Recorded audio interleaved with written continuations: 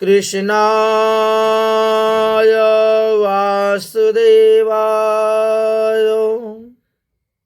হরয়ে পরমাত্মনে প্রণত ক্লেশনাশায় গোবিন্দায় নমো নমঃ। সুধী ভক্তবৃন্দগণ, আমরা মনে করি গয়াতে পিণ্ডি দিলেই উদ্ধার হয়ে গেছেন, আর কিছু করতে হবে না, আর কিছু করতে লাগে না। কিন্তু এই সিদ্ধান্তটা মধ্যে ভাগবত একটু প্রসঙ্গ তুলে ধরেছে। এমন কিছু কিছু পাপী ব্যক্তি আছে যাদের গয়াতে একবার কেন 100 বার পিণ্ডি দিলে উদ্ধার হয় না। গয়াসুরের একটা ক্ষমতা আছে, ওই ব্যক্তি যদি এতগুলা পাপ করে তাহলে আমি তার পাপ থেকে তাকে মুক্ত করতে পারবো, এর থেকে বেশি যদি পাপ করে তাহলে আমি তাকে মুক্ত করতে পারবো। সম্ভব। বুঝতে পেরেছেন? অতএব আমরা যারা নিশ্চিত মনে বসে থাকি গয়াতে পিণ্ডি দিয়ে দিচ্ছে আর কিচ্ছু করতে হবে না, এরকম আছি না? অনেক লোক। এটা কিন্তু ভুল সিদ্ধান্ত।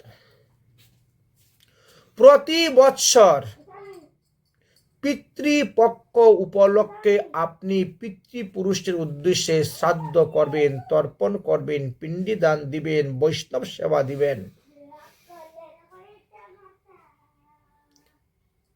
আপনি মনে করেছেন যে আপনার যারা মারা গিয়েছেন তারা কোনো না কোনো জন্ম নিয়ে নিয়েছেন, তাই তো? এমনও তো হইতে পারে তারা এখন নরকে পড়ে আছেন,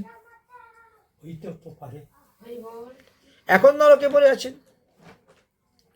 আমাদের এমন কিছু কিছু পাপ আছে যে সমস্ত পাপের জন্য 10,000 বৎসর, 20,000 বৎসর, 50,000 বৎসর, 60,000 বৎসর, লক্ষ বৎসর নরকে থাকতে হয়।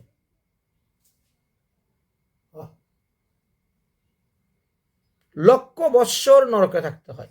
এমনও কিছু পাপ আছে যতদিন চন্দ্র সূর্য পৃথিবীতে আছে অতদিনই নরকে থাকবে।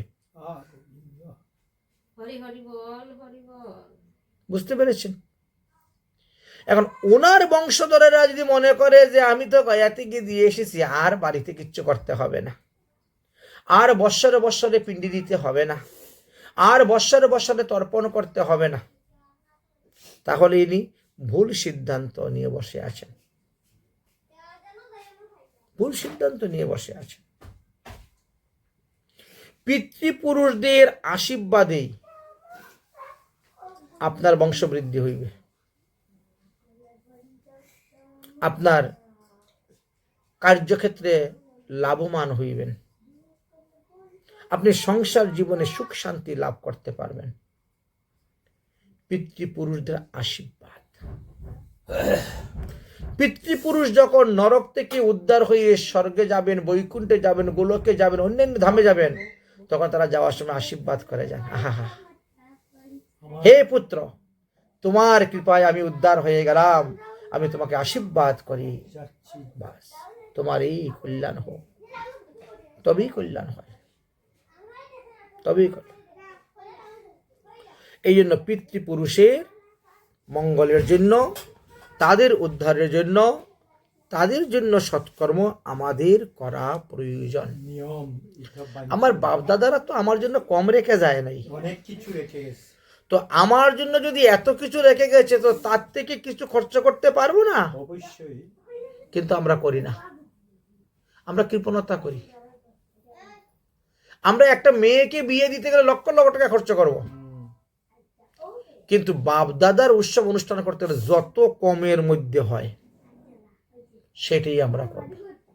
অথচ তাদের সম্পত্তি আমরা ভোগ করতেছি।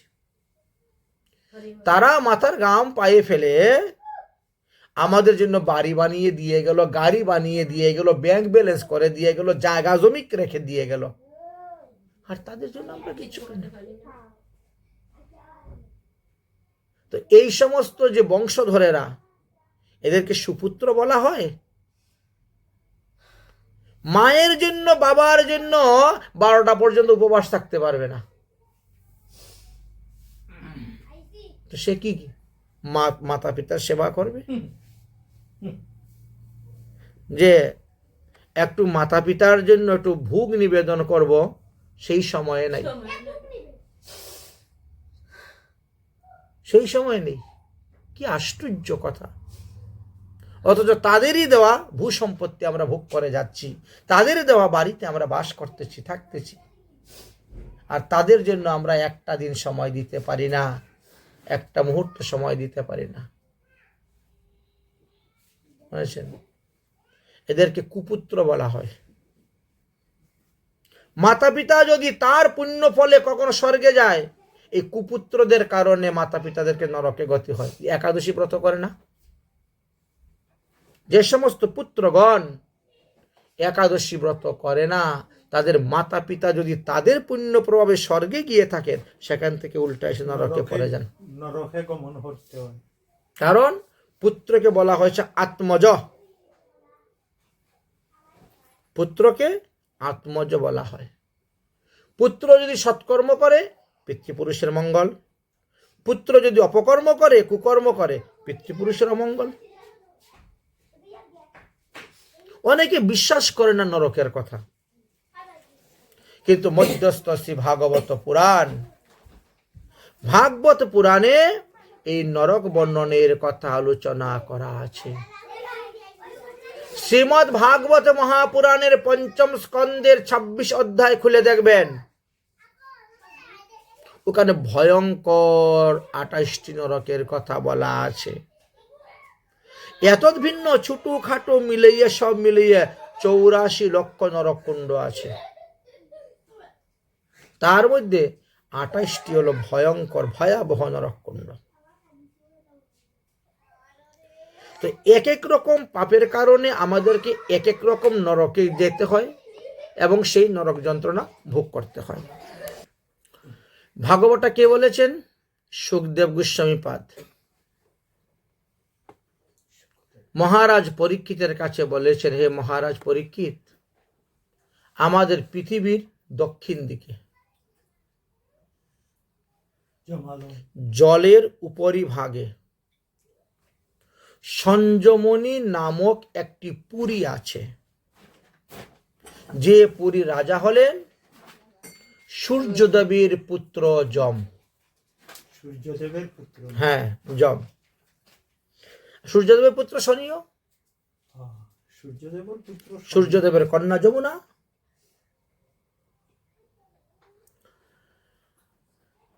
তাহলে কত কত দূরে আমাদের পৃথিবী হইতে?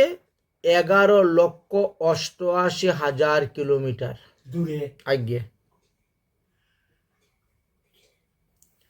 এতটা দূরে এই নরককুণ্ডগুলি অবস্থান করতেছেন, যেগুলি ভয়ঙ্কর ভয়ঙ্কর নরককুণ্ড। তাদের নামকে দিয়েছেন তামিশ্রী, অন্ধ তামিশ্রী, রৌরব, মহারৌরব, কুম্ভিপাক, কালসূত্র, অশীপত্র, শকুর মুখ, অন্ধকূপ, কৃমিভুজ, সংদর্শন, তপ্তশৌলী, বজ্রকণ্ঠকম, বৈতরণী, পূজ্যসদ, প্রাণরুদ্ধ, বিশেষণ, লালামুখ, সারমেধান্য, চার্বীন, অয়োপান, ক্ষারকর্দম, রক্ষগণ ভোজন, শূলপ্রেত, দম্ভ শোক, অটবিট রুধন, পর্যন্তবর্তন, শৌচি মুখাদি 28টি ভয়ঙ্কর নরকের কথা বললেন।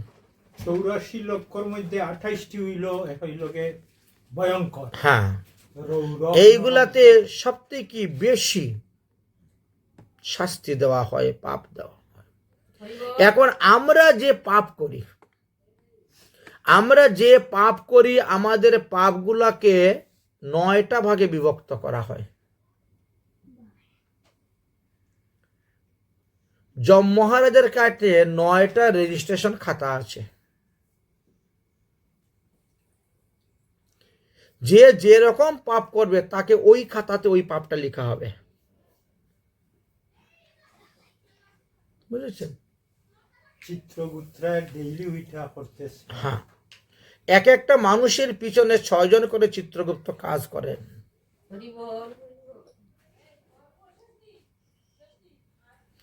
আমাদের পাতকগুলাকে ভাগ করা হয়েছে 9 ভাগে।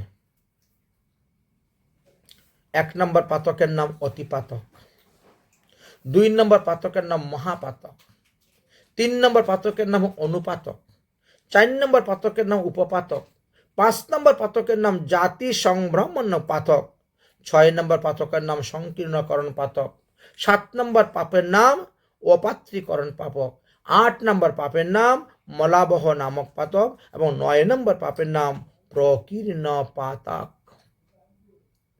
আবার এগুলাকে ব্যাখ্যা করে গেছিল কোন পাতক কাকে বলা হয়। এগুলা বিস্তারিত ব্যাখ্যা করতে গেলে বেশ কয়েক ঘন্টা সময়ের প্রয়োজন। মনে করেন অতিপাতক কাকে বলে? মাতৃগমন, কন্যাগমন, পুত্রবধূ গমন, এই ধরনের পাপকে অতিপাতক বলা হয়। এত ভিন্ন আরো 20টা পাপ আছে। যে 20টা পাপ করলে পরে ওই অতিপাতকের মধ্যে ইনি পড়ে যাবেন। বুঝেছেন? এইগুলাকে অতিপাতক বলা হয়। মহাপাতক কাকে বলা হয়? ব্রহ্মহত্যা,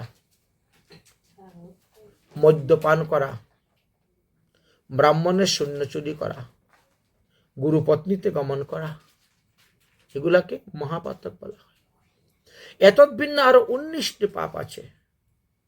এই 19টা পাপ যদি কেউ করে তাহলে তিনিও ওই মহাপাতকের মধ্যে পড়ে যাবেন। অনুপাতক কাকে বলা হয়? নিচ জাতির ব্যক্তি হইয়া নিজেকে উচ্চ বর্ণের ব্যক্তি বলে পরিচয় দেওয়া, এটা অপরাধ। এটা মারাত্মক অপরাধ। বলেছেন যে দোষ প্রকাশ করলে রাজার নিকটে দণ্ড বিধান হইবে বা প্রাণ যাইবে, সেই দোষ বলতে নাই, কিন্তু পয়সার লোভী, অর্থ লোভী যে বলে দেয়, সেখানে অনুপাতক হইয়া থাকে, একজন লোকের প্রাণ চলে যাচ্ছে। গুরুদেবের সঙ্গে মিথ্যা কথা বলা, সাধুগুরু বৈষ্ণবের মিথ্যা বদনাম রটানো, প্রচার করা, এগুলো সব অনুপাতকের মধ্যে পড়ে থাকে। তো এইভাবে সব পাতকগুলাকে ভাগ করা হয়েছে। উপপাতক কাকে বলা হয়?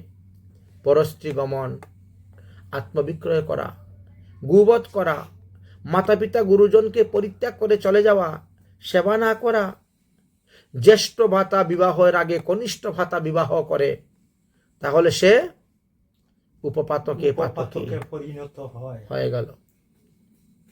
এইভাবে 20টি পাপের কথা লেখা আছে। এগুলাকে উপপাতক বলা হয়ে থাকে।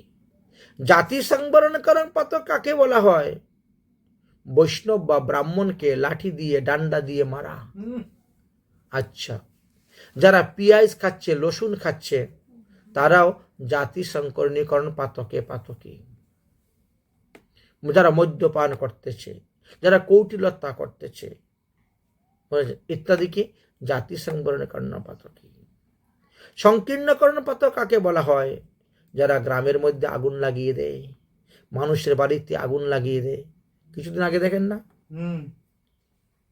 ঘটনা ঘটেছে, 5টা গ্রাম, 5টা বাড়ি বাইরের দিকে তালা মেরে ভিতর দিকে আগুন লাগিয়ে দিয়েছে, চট্টগ্রামের লক্ষ্মীনগর। এই যে পাতক, এগুলাকে বলা হয় সংকীর্ণকরণ পাতক।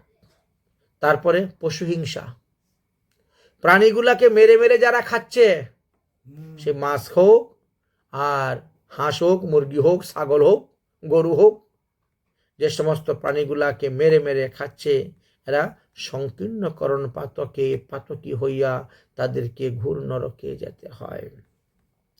অপাত্রীকরণ পাতক আছে, বুঝেছেন? এইভাবে অনেক বিধ পাপের কথা বর্ণন করিয়াছেন। পরনারী হরিয়াছে যেই জন কৌতুকে, যমদূত ডুবায় তাকে কুম্ভিপাক নরকে। অতিশয় তপ্ত তৈল কুম্ভের ভিতর নরক হইতে পুনর ফেলে নরক তদুপর পরপুরুষের প্রেমে মজে যেই নারী তাহার যাতনা যত কহিতে না পারি লোহার পুরুষ মূর্তি করিয়া গঠন ব্রহ্ম অগ্নিকুণ্ডে তারে করিবে দহন বালসূর্য প্রায় যেন সেই পুরুষ জলে সেই নারী যমদূত দেয় তার কুলে পরিত্রাণী ডাকে পাপী সর্ব অঙ্গ পুরে যন্ত্রণায় ছটপট করে কিন্তু প্রাণ নাহি ছাড়ে ছাড়ে। ওই মরা দেহে আর মৃত্যু নাই এই দেহের আর শেষ দেহ সেই দেহেতে মৃত্যু নেই মৃত্যু তো আমাদের এই দেহে পরনারী পানে যেবা চাই এক চিত্তে দুই চক্ষু উঠায় তাহার যমদূতে পরস্থিতে আসক্তি হয়ে রয় যেই জন বস্ত্র সহস্র ষষ্ঠী তার নরকেতে গমন নিজের স্ত্রীকে ত্যাগ করে যারা পরস্থিতে আসক্তি থাকে তাকে ৬০,০০০ বৎসর নরকে থাকতে হয় হরি হরি বল হরি বল ১-২ বৎসর না ৬০,০০০ বৎসর চিন্তা করছেন পুত্র কন্যা তাতে যদি জন্মে আরবার কোটি কল্প জন্মেও তার নাহিক উদ্ধার তোমার বিবাহিত স্ত্রী শাখা সত্ত্বে যদি পরক্রিয়া ভাবে অন্য কারোর সঙ্গে প্রেম থাকে এবং সেখানে সন্তানাদি জন্ম হয় তাহলে তোমাকে এক কল্পকাল কোটি কল্পকালও তোমার উদ্ধার নাই অনেক সময় তাহলে আমরা যদি বসে থাকি যে গয়াতে পিণ্ডি দিয়েছি আর কিছু করতে হবে না করতে হবে না সে তো আরই হিসাব অনেক চলে গেছে তাহলে সে নরকে থেকে গেল নরকে থেকে গেল সে আর উদ্ধার হইতে পারলো না কিন্তু তাকে উদ্ধার করাই হলো আমার কাজ লাগে না আমি দিয়ে কেন লিখতে তাকে উদ্ধার করাটাই তো আমাদের কাজ বলেছেন হরি বল হরি বল হরি বল শাস্ত্রে আমাদেরকে কত রকম সিদ্ধান্তের কথা বলে গিয়েছেন এই সমস্ত সিদ্ধান্ত মানে না বলেই আজ আমাদের এই পরিণতি হয়েছে নরকুণ্ডের ব্যাখ্যা করতে গিয়ে এখানে ১০৮টি নরক প্রথমে তো ২৮টার কথা বলা হয়েছিল তারপরে ১০৮টি নরকের কথা বললেন কোন কোন পাপ করলে পরে কোন নরকে কত বছর থাকবেন তারপরে পৃথিবীতে এসে আপনার কোন কোন যোনিতে জন্ম হইবে বর্ণনা দেওয়া হয়েছে হ্যাঁ এইগুলো সব বিধান করা আছে এই যে গাছপালা পশু পাখি কীট পতঙ্গ যা কিছুই দেখতে পাচ্ছেন এরা সবাই তিনাদের পূর্ব জন্মের পাপের ফলে তারা অবস্থান করতেছে সে গাছ হলো কেন তার পূর্বজন্মের কর্মফল সে হাঁস হলো কেন মুরগি হলো কেন শিয়াল হলো কেন কুকুর হলো কেন গাধা হলো কেন চিড়া হলো কেন তার পূর্বজন্মের কর্মফল হরি বল আমরা এই মনুষ্য জন্ম পাইয়া যদি মনুষ্যের মতো কাজ না করতে পারি মনুষ্যত্ব অর্জন করতে না পারি হরিভজন করতে না পারি তাহলে আমাদেরকেও এইভাবে গিয়ে আবার ৮৪ লক্ষ যোনিতে যেতে হবে যে সমস্ত মনুষ্যগণ ব্রাহ্মণের ধান চুরি করে শস্য চুরি করে তাম্বুল চুরি করে পান চুরি করে শয্যা চুরি করে তাদেরকে মারা যাওয়ার পরে মুরুগ হইয়া জন্মগ্রহণ করতে হয় যত মুরুগ আছে মনে করুন এরাই পূর্বজন্মে এই কর্ম করেছিল এরাও আমাদের মতো মানুষ ছিল কিন্তু এই কর্ম করার কারণে তিনি মুরুগ হয়েছে যে সমস্ত ব্যক্তিগণ সাধুগুরু বৈষ্ণবের পিতলের বাসন বা কাঁসার বাসন চুরি করে তাকে এসে ৭ জন্ম ঘোড়া হয়ে জন্মগ্রহণ করতে হয় অশ্ব যে ঘোড়া হয়ে জন্মগ্রহণ করছে সেও আমার মতো মানুষই ছিল কিন্তু সে সাধুগুরু বৈষ্ণবের দ্রব্য চুরি করেছিল এই জন্যই হয়েছে যে সমস্ত ব্যক্তিগণ ঠাকুরগড়ের দেবতার ঠাকুরের রূপার বাসন তামার বাসন লোহার বাসন গব্যঘৃত ঠাকুরের বস্ত্র হরণ করে তাদেরকে ৩ জন্ম বক হইতে হয় ৩ জন্ম হাঁস হয়ে জন্মগ্রহণ করতে হয় ৩ জন্ম শ্বেত পাখি হয়ে জন্ম করতে হয় আর ৭ জন্ম শূলগ্রস্ত অল্প আয়ুবৃদ্ধ মানুষ হয়ে জন্মগ্রহণ করে থাকেন দেখেছেন এইভাবে প্রতিটা পাপের কথা বলে গেছেন, কোন কোন পাপের ফলে কাকে কি জন্ম নিতে হইবে। এই যত রকম প্রাণী দেখতেছেন, যত প্রজাতির প্রাণী দেখতেছেন, সবার কথা বর্ণন করা আছে। কেন পিপিলিকা হচ্ছে, কেন ব্যাঙ হচ্ছে, কেন সাপ হচ্ছে, প্রতিটি পাপের কথা লেখা আছে। সেই সমস্ত পাপের ফলেই আমাদেরকে এই সমস্ত ভোগ করতে হয়। তবে মৃত্যুর পূর্বে যদি সেই পাপের প্রায়শ্চিত্ত করা যায়, তাহলে মৃত্যুর পর তাকে আর নরক যন্ত্রণা ভোগ করতে হইবে না। মৃত্যুর পূর্বে পাপের প্রায়শ্চিত্ত করে এমন লোকের সংখ্যা তো বড় কম, বড় বিরল। কারণ আমরা নিজেদেরকে মনে করি অজর অমর, এখন মরব না। সময় অনেক আছে। ইন্দ্রিয় তৃপ্তির জন্য, সুখ লাভের জন্য আমরা বহুবিধ পাপকর্ম করে থাকি। মনে করি কি পরে প্রায়শ্চিত্ত করে নেব, কিন্তু প্রায়শ্চিত্ত করার আগেই আমাদের মৃত্যু হয়ে গেল।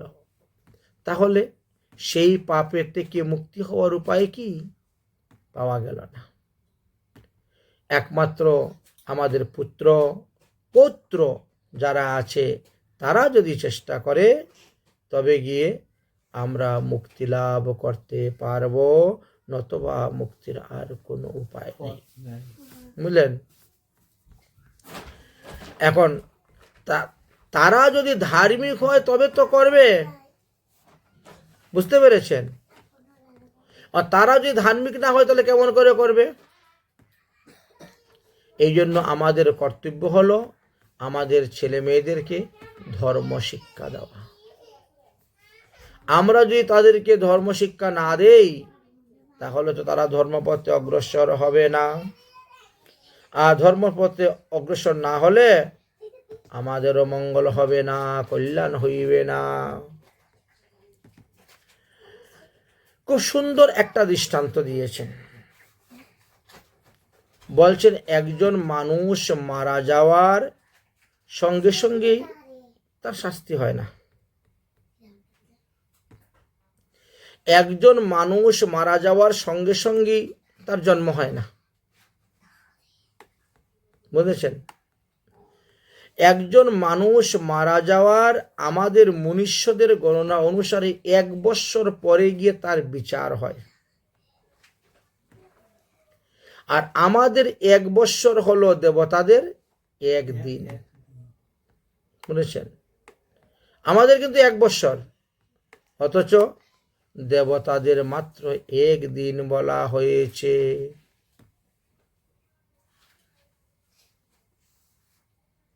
আমাদের 365 দিন সমান, দেবতাদের 1 দিন।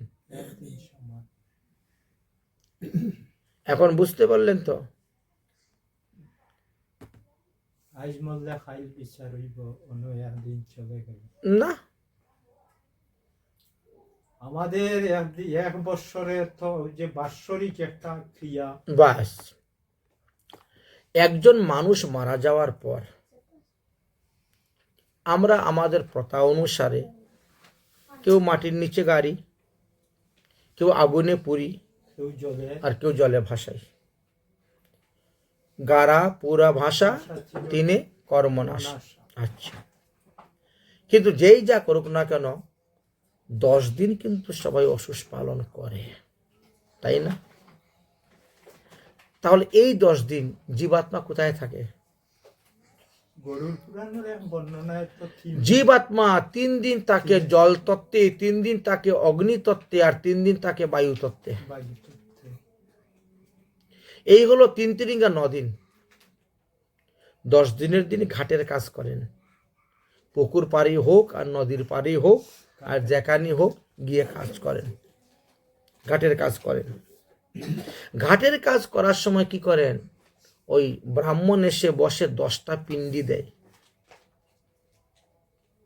তো 10টা পিণ্ডি দান হয়। আচ্ছা, কেন 10 পিণ্ড দান করে? আমরা তো গরুর পুরাণের বর্ণনায় হয় দেহ গঠন। হ্যাঁ, দেহ গঠন করা হয়। কারণ জীবাত্মা দেহ ছাড়া থাকতে পারে না, পারে না। তার একটা দেহ থাকা চাই, সে যা হোক দেহ একটা চাই। কিন্তু দেহটা তো আমরা নষ্ট করে দিয়েছি, সে থাকবে কোথায়? এই জন্য ব্রাহ্মণ তখন মন্ত্রপুত করে কি করেন, প্রথম পিণ্ডির দ্বারা মন্ত্র, বৈদিক মন্ত্র উচ্চারণ করে একটা মস্তক তৈরি করেন। দ্বিতীয় পিণ্ডির দ্বারা কর্ণ, চক্ষু, নাসিকা তৈরি করেন। তৃতীয় পিণ্ডির দ্বারা গলা, স্কন্দ, বাহুদ্বয়, হৃদয় তৈরি করেন। চতুর্থ পিণ্ডির দ্বারা নাভি, লিঙ্গ, গুহ্যস্থান তৈরি হয়। পঞ্চম পিণ্ডির দ্বারা জানু, জঙ্ঘা, পদদ্বয় তৈরি হয়। ষষ্ঠ পিণ্ডির দ্বারা সন্ধি স্থান, মর্মস্থান, জোড়া জয়েন্টগুলি তৈরি হয়। সপ্তম পিণ্ডির দ্বারা দেহের মধ্যে সকল প্রকার নাড়ি তৈরি হয়। অষ্টম পিণ্ডির দ্বারা দাঁত এবং লোম তৈরি হয়। নবম পিণ্ডির দ্বারা দেহের মধ্যে রক্ত এবং বীর্য চলাচল শুরু হয়। এবং দশম পিণ্ডির দ্বারা সর্বাঙ্গ দশাঙ্গ পরিপূর্ণ একটি অতিবাহিক দেহ তৈরি হয়। হরে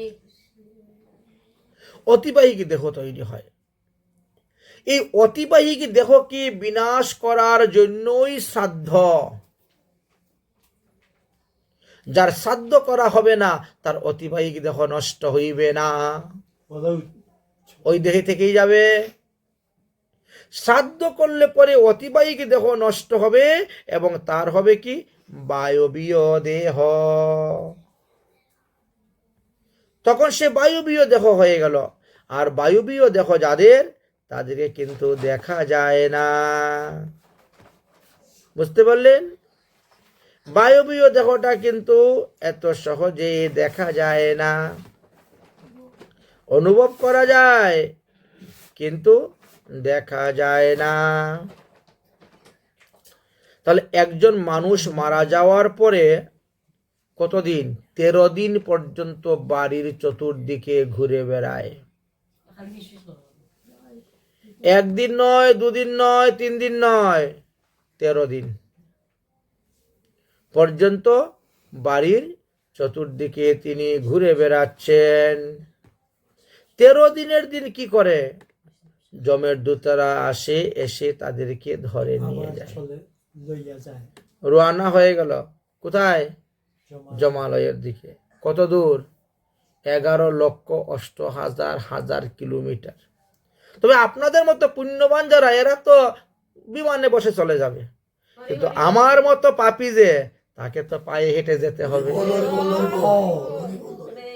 তাহলে হাঁটার অভ্যাসটা করতে হবে। মানে এখান থেকে বাবন বাজার যেতে গেলে তো গাড়ি ধরেন, ঠিক না? কোলাউড়া গেলে তো আর কোথায় নাই। এই জন্য ডেইলি সকালে একটু হাঁটার অভ্যাস করবেন। আপনাদের কেন, আমার মতো পাপী যারা, এদেরকে বলছি, ভাই তোমরা কিন্তু ডেইলি সকালে হাঁটিও। কারণ এখন থেকে হাঁটার অভ্যাস না করলে পরে গিয়ে বিপদে পড়ে যাবেন। কারণ 11,88,000 কিলোমিটার হাঁটিয়া যাইতে হবে 364 দিনের মধ্যে। তার মানে প্রতি মাসে 1 লক্ষ কিলোমিটার হাঁটতে হবে। প্রতি মাসে যদি 1 লক্ষ কিলোমিটার হাঁটেন, তাহলে প্রতিদিন কত? 3,000-এর বেশি। 30 দিনে 1 মাস, 3,390। প্রতিদিন 3,000 কিলোমিটারেরও বেশি হাঁটতে হবে। বাংলাদেশের কি এই মাথা থেকে ওই মাথা? তাও তো নাই, আরো অনেক অনেক আরো মানে ডবল হয়ে যাবে আসা যাওয়া। সিলেট থেকে চট্টগ্রাম, চট্টগ্রাম থেকে আবার সিলেট। না, তবুও না, আরো বেশি হবে। একদিন তো আমার এটা যাইতেও হবে। বাস বুঝছেন? জমপুরীর সীমানায় পৌঁছতে গিয়ে আমাদের 348 দিন লাগে। সীমানায় ঢুকার পরে তো হাঁটতে হয় আরো। রাজার এরিয়া তো আরো 11 রাজার এরিয়ায় ঢুকতে গিয়ে 348 দিন সময় লাগে, জমপুরীর সীমানায় ঢুকতে গিয়ে। তার আগে কত জায়গা বাকি রয়ে গেছে। তাহলে প্রথম আপনি মারা গেলেন 13 দিন, তারপরে জমদূতে নিয়ে আপনার রওনা হলো। কতদিন চললেন? 17 দিন। 17 দিন যখন চললেন, তাহলে 13 দিনে 17 দিনে 13, 17, 1 মাস হয়ে গেল, তাই না? 30 দিন হয়ে গেল গিয়া, 1 মাস হয়ে গেল। রাস্তাটা বড় ভয়ঙ্কর রাস্তা, আমি তো কয়েকবার হেঁটে গিয়েছি জমালয়ে, খুব খারাপ রাস্তা। রাস্তার মধ্যে কণ্ঠক, বালু, বড় বড় পাথর, নুড়ি, অগ্নিময়, পা দিলে যেমন পা পুড়ে যায় এমন। গাছের পাতাগুলা একেবারে ব্লেডের মতো ধার, সুইয়ের মতো চুচো, গায়ে লাগলে কেটে যায়, রক্ত পড়ে, এমন রাস্তা। তার মধ্যে কোথায় কাদা, কোথায় উত্তপ্ত বালু, কোথায় গরম জল, কোথায় ঠান্ডা জল, আহা কি যে কষ্ট। বুঝেছেন? এই 17 দিন পা চলার পরে আমার তো পায়ের মধ্যে বড় বড় ফুসকা পড়ে গেছিল। বুঝেছেন? পায়ে হাঁটতে অভ্যাস, সারাদিন জুতা পায়ে দিয়ে হাঁটি, ঘুরে বেড়াই। এবার ওখানে যখন গিয়ে হাঁটতে শুরু করেছি 17 দিন, 17 দিনে কত, 351, মোটামুটি কম না রাস্তা নাকি? প্রায় 50,000 কিলোমিটারের বেশি, 60,000 কিলোমিটারের কাছাকাছি হাঁটতে হয়েছে প্রথম মাসে। পায়ের মধ্যে ফুসকা পড়ে, তার মধ্যে মশা, কি বড় বড় মশা কামড় দেয়, সহ্য করা যায় না। শেষ পর্যন্ত আর চলতে পারলাম না, রাস্তার মধ্যে বসে গেছি। ভাই আমি আর চলতে পারছি না, ক্ষুধা পিপাসায় আমার প্রাণ যার, আমার পায়ের মধ্যে ফুসকা পড়ে গেছে, আমি আর হাঁটতে পারতেছি না। যমদূতেরা আমাকে বলল, ভাই আর একটু হাঁটো, ওই যে সামনে দেখতে পাচ্ছ, ওই যে সামনে দেখতে পাচ্ছ পুষ্পভদ্রা নদীর, ওই পুষ্পভদ্রা নদীর তটে বট গাছের নিচে তোমারে বসাইব, আর একটু হাঁটো। কিন্তু পায়ে তো ফুসকা পড়ে গেছে, হাঁটতে পারতেছি না। আমি তখন যমদূতকে বললাম, ও ভাই আমাকে একজোড় জুতা দেও না, তাহলে তো পায়ে হেঁটে যেতে পারি। যমদূতে বলে, এই তুই জুতা পাবে কোথায়? তুমি জীবিত অবস্থায় কখনো কাউকে জুতা দান করেছো? করি তো নাই। আরো সুযোগ পেলে কি করি, নিজের সিরা জুতা রেখে দিয়ে বালা জুতা পাইয়ে দিয়ে যাই। হয় না? মন্দিরে যার, মসজিদে জানতে আবার জুতা চুরি হয়ে যায়। নামযজ্ঞতে যান, নামযজ্ঞের অনুষ্ঠানে জুতা রেখে দণ্ডবোধ করে এসে দেখেন নাই, জুতা খেয়ে নিয়ে গেল। হয়তো ঘটনা ঘটতেছে তো আজকাল। ওখানে যখন জমের দূতকে বললাম, ভাই আমারে একজোড় জুতা দেও, আমি তাহলে একটু হাঁটতে যেতে, পুষ্পভদ্রা নদী তো যেতেই হবে আমাকে যখন, তাহলে একজোড় জুতা দাও। বলছে, আমি জুতা পাবো কোথায়? আমরা তোমাকে কোথার থেকে জুতা দিব? তুমি কি জীবিত অবস্থায় কখনো কাউকে জুতা দান করেছ? না, করি নাই। বলে মৃত্যুর সময়, তোমার মৃত্যুর পরে তোমার যখন শ্রাদ্ধ হয়েছিল, তখন তোমার ছেলে পাদুকা দান করে নাই। শ্রাদ্ধের সময়ে 10 দানের কথা লেখা আছে, তার মধ্যে একটা দান হলো পাদুকা দান, কাঠের খড়ম, পাদুকা দান। তোমার ছেলে তো করে নাই, তাহলে তুমি এখন জুতা পাবে কোথায়? তোমাকে এখন খালি পায়েই হেঁটে যেতে হবে। বড় কষ্ট, জীবাত্মা বড় কষ্ট করে চলছে, কারণ না চললে জমের কিঙ্করগণ পিঠের থেকে মারে, হাঁটতে হবে। আমরা যখন হাল বাইতে গেলে গরু না চললে গরুকে মারি না, ধানের মারা দিতে গিয়ে গরু না চললে মারি, সব জায়গায় তো কথা না শুনলেই মায়ের। যমদূতেরাও সেইভাবে মারে, কারণ একটা নির্দিষ্ট সময়ের মধ্যে তোমাকে অমুক জায়গায় পৌঁছতে হবে, রাস্তা দেরি করা যাবে না, দেরি করলেই মায়ের, মায়ের খেয়ে হাঁটো, দৌড়ে। যাই হোক, পুষ্পভদ্রা নদীর তীরে গিয়ে পৌঁছেছি 30 দিনে। উত্তপ্ত বালুকাময় রাস্তা দিয়ে হেঁটে গিয়েছি, কোনো পিপাসায় বুক ফেটে যাচ্ছে। বুঝেছে? পিপাসায় বুক ফেটে যাচ্ছে।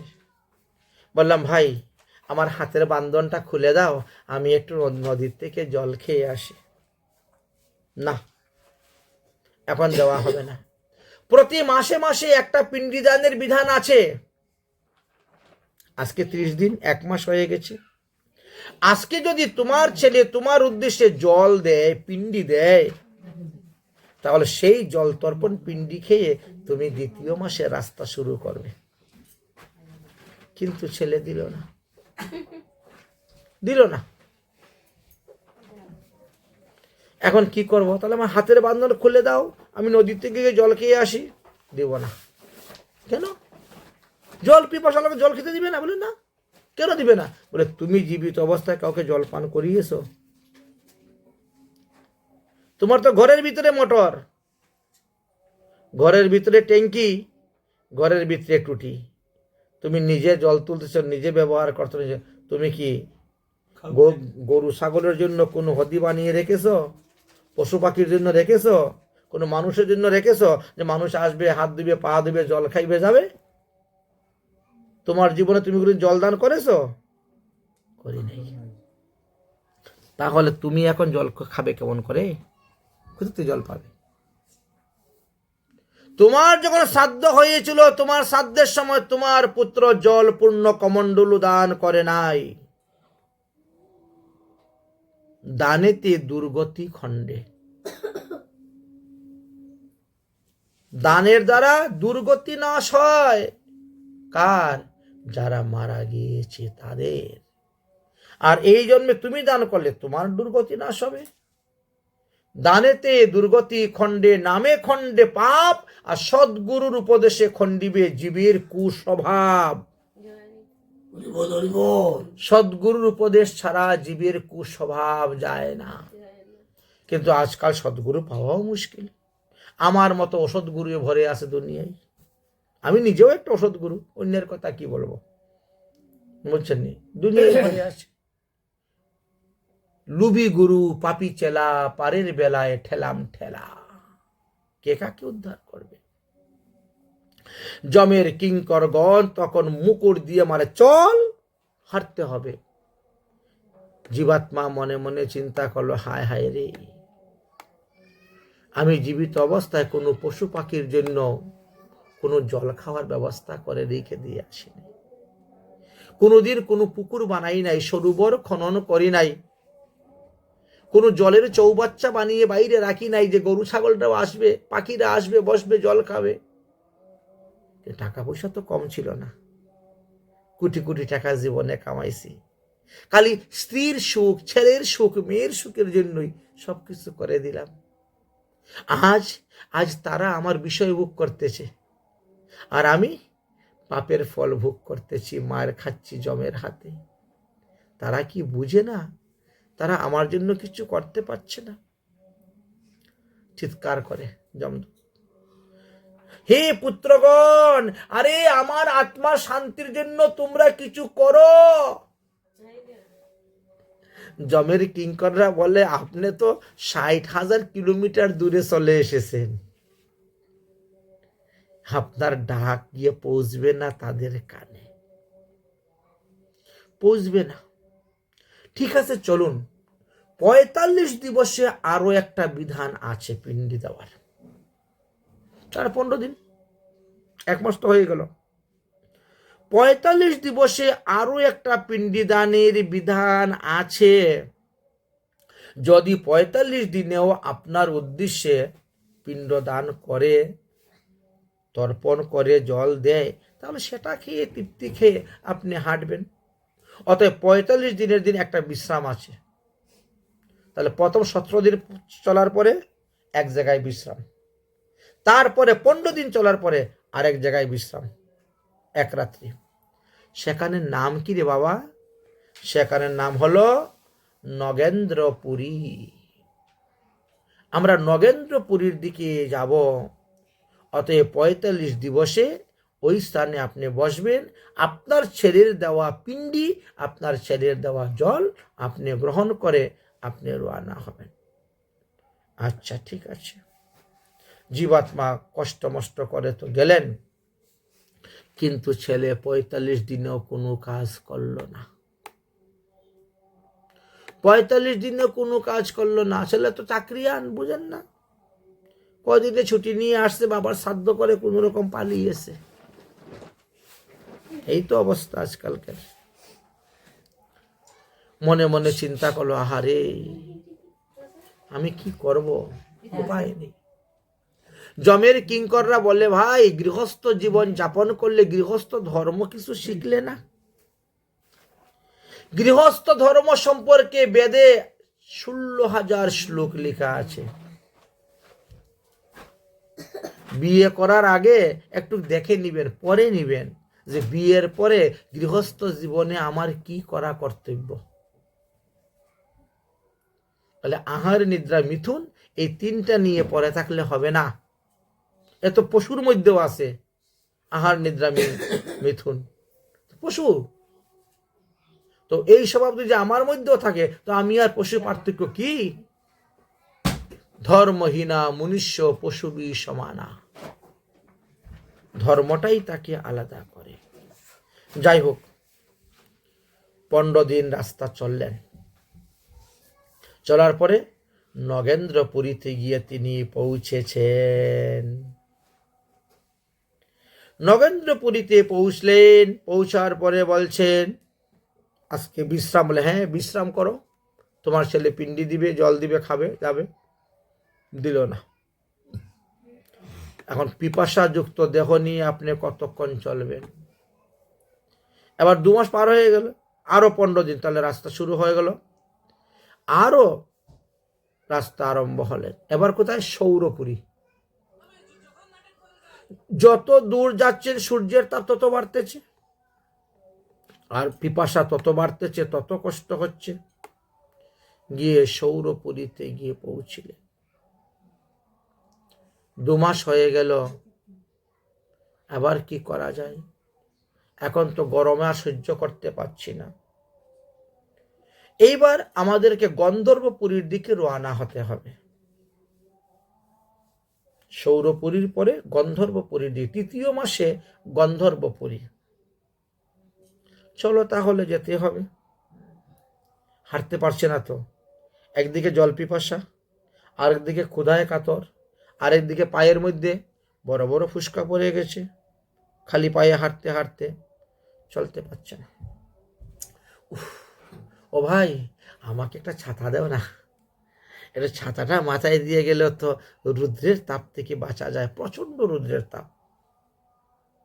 ছাতা কোথায় দেব? কোথা থেকে দেব? তুমি কি জীবিত অবস্থায় কাউকে ছাতা দান করেছ? করো নাই।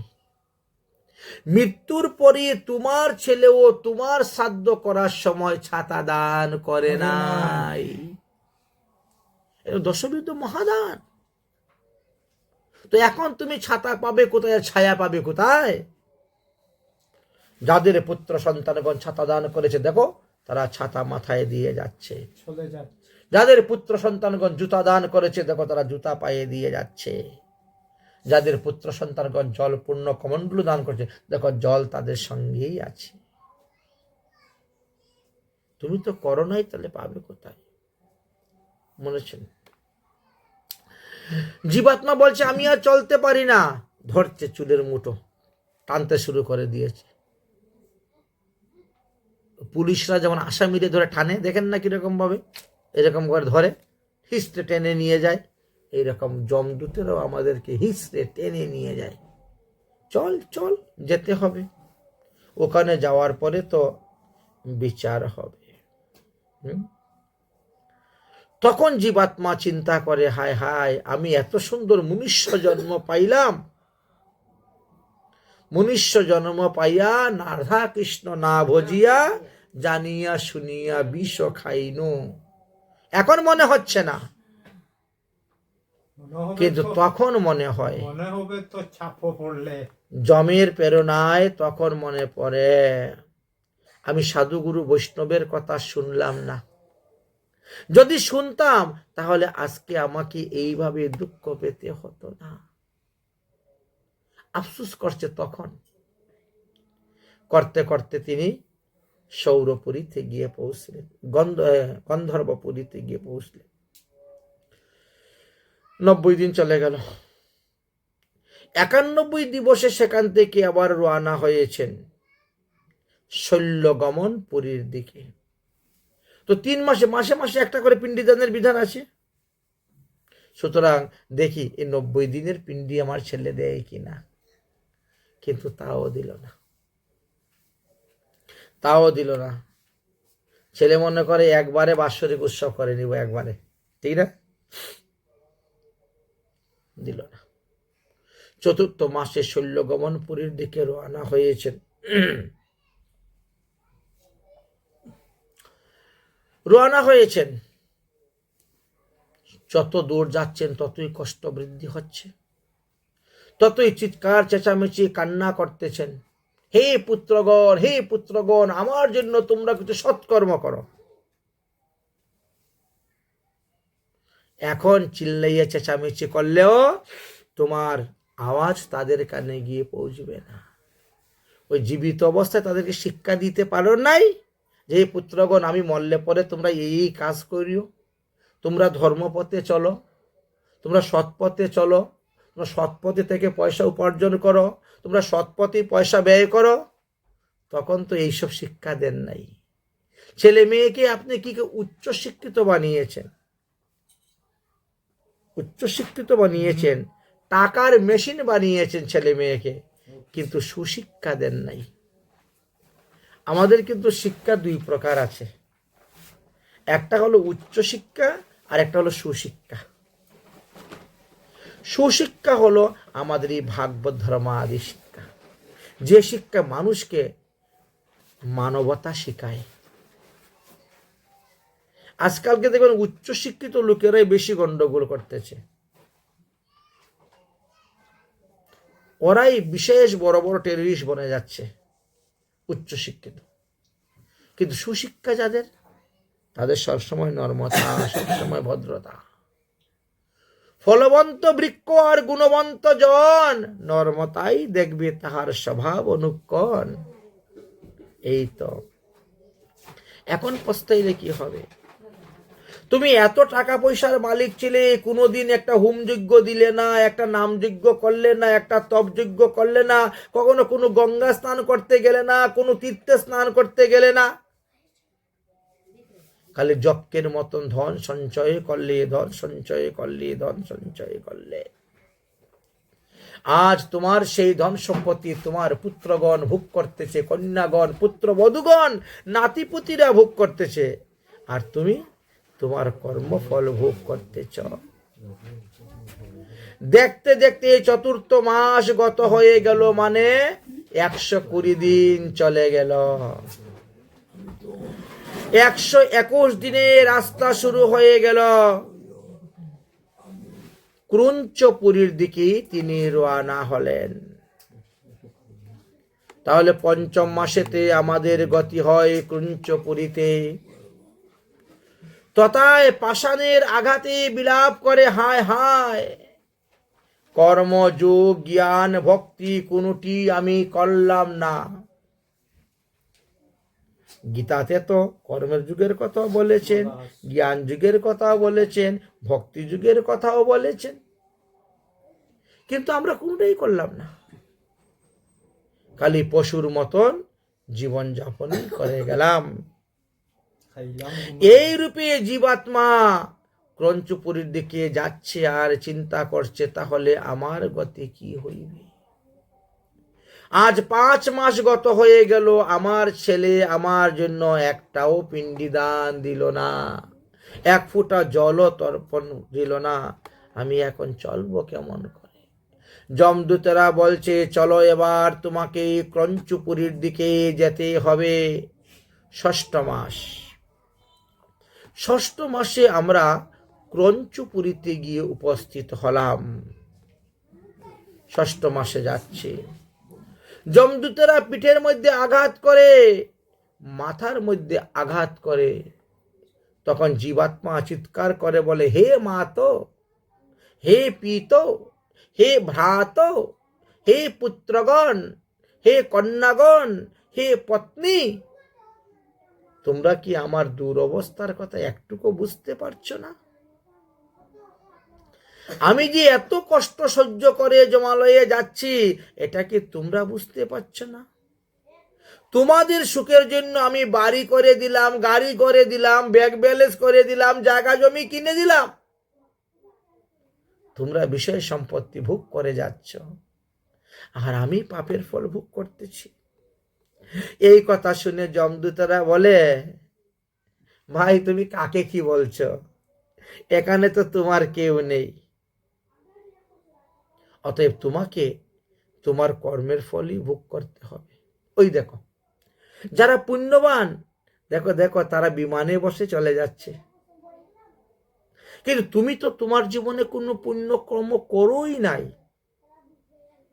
এই জন্য তোমাকে পায়ে হেঁটে যেতে হচ্ছে। চলতে চলতে চলতে চলতে 180 দিন গত হয়ে গেল, 6 মাস পার হয়ে গেল, তিনি পঞ্চপুরীতে গিয়ে পৌঁছে গেলেন। দেখো একটা ষান্মাসিক শ্রাদ্ধ আছে। এটা ষান্মাসিক বলা হয়, বা 6 মাস, বাৎসরিক নয়, অর্ধবার্ষিক। ষান্মাসিক শ্রাদ্ধ একটা আছে, ওই শ্রাদ্ধেতেও জলপিণ্ড দান করা হয়ে থাকে। আজকে বিশ্রাম করো এখানে, যদি তোমার ছেলে দেয় তাহলে সেটা খেয়ে তুমি বিচিত্র নগরের দিকে রওনা হইবে। সপ্তম মাসেতে আমাদের গতাগতিকতা হয় বিচিত্রনগর। বিচিত্রনগরের পার হইলে পরেই একটা বৈতরণী নদী, আর তারপরে হলো বাহাবতপুর নগর, বুঝলেন? এখন 15 দিন চললেন, যাওয়ার পরে গিয়ে দেখেন এক বিশাল বড় নদী দেখা যাচ্ছে। নদীর প্রস্থ কতটা? 1200 কিলোমিটার। বৈতরণী? হ্যাঁ, এর প্রস্থ হলো 1200 কিলোমিটার। আরে বাবা, এত বড় নদী! বলে হ্যাঁ, এই নদী তোমাকে পার হয়ে যেতে হবে। নদীর মধ্যে ধারা, কোথায় লাল রক্তের মতন ধারা, কোথায় পুজের মতো সাদা দুর্গন্ধমুক্ত ধারা, কোথায় মলের ধারা, কোথায় মূত্রের ধারা, কোথায় ঠান্ডা বরফ জলের ধারা। ভয়ঙ্কর নদী। নদী দেখে তো তিনি ভয়ে চিন্তা করে পড়ে গেলে, সর্বনাশ, এই নদী পার হয়ে আমি বাহাবতপুরে কেমন করে যাব? কারণ এই নদী পার হওয়ার জন্য কোনো নৌকা নেই। আছে, থাকবে না কেন? নৌকা তো আছে। তুমি বৈতরণী যে পার হবে, নৌকায় যে পার হবে, করিয়ে এনেছো নৌকার ভাড়া, খেওয়া ভাড়া? না, আমি তো কিছু নিয়ে আসি নাই। কেন? সারা জীবন লক্ষ লক্ষ টাকা কামাইলে, কোটি কোটি টাকা কামাইলে, আর আসার সময় খালি হাতে আসলে? নৌকার ভাড়াটাও আনো নাই? আচ্ছা, তুমি কি কখনো গরুদান করেছ? না, আমি তো করি নাই। বলে তোমার ছেলেও তো শ্রাদ্ধের সময় করে নাই বিশেষ স্বর্গ। আচ্ছা, তুমি যদি একাদশী ব্রত করো, তাহলে একাদশী ব্রতের প্রভাবেও তুমি পার হতে পারবে। একাদশী ব্রত করে নাই, রাত্রি জাগরণ করে নাই, কোনো তীর্থে গমন করে নাই। এইভাবে যমের দূতেরা যাহা যাহা বলেন, তিনি বলেন না, ওটা আমি করি নাই, ওটা আমি করি নাই, সেটা আমি করি নাই। তো করেছেটা কি? তুমি যেহেতু কোনো কর্মই করো নাই, অতএব তোমাকে সাঁতার দিয়েই নদী পার হইতে হবে। 1200 কিলোমিটার সাঁতার দিয়ে পার হতে হবে, এই নদী তোমাকে পার হতে বলে টান দিয়ে ফেলে দিল জলের মধ্যে। যখন টান দিয়ে জলের মধ্যে ফেলে দিল, এইবার দেখেন কাক, বক, উল্কা আদি তীক্ষ্ণ চুচ চঞ্চুধারী পক্ষীগণ এসে কামড়াতে শুরু করলো।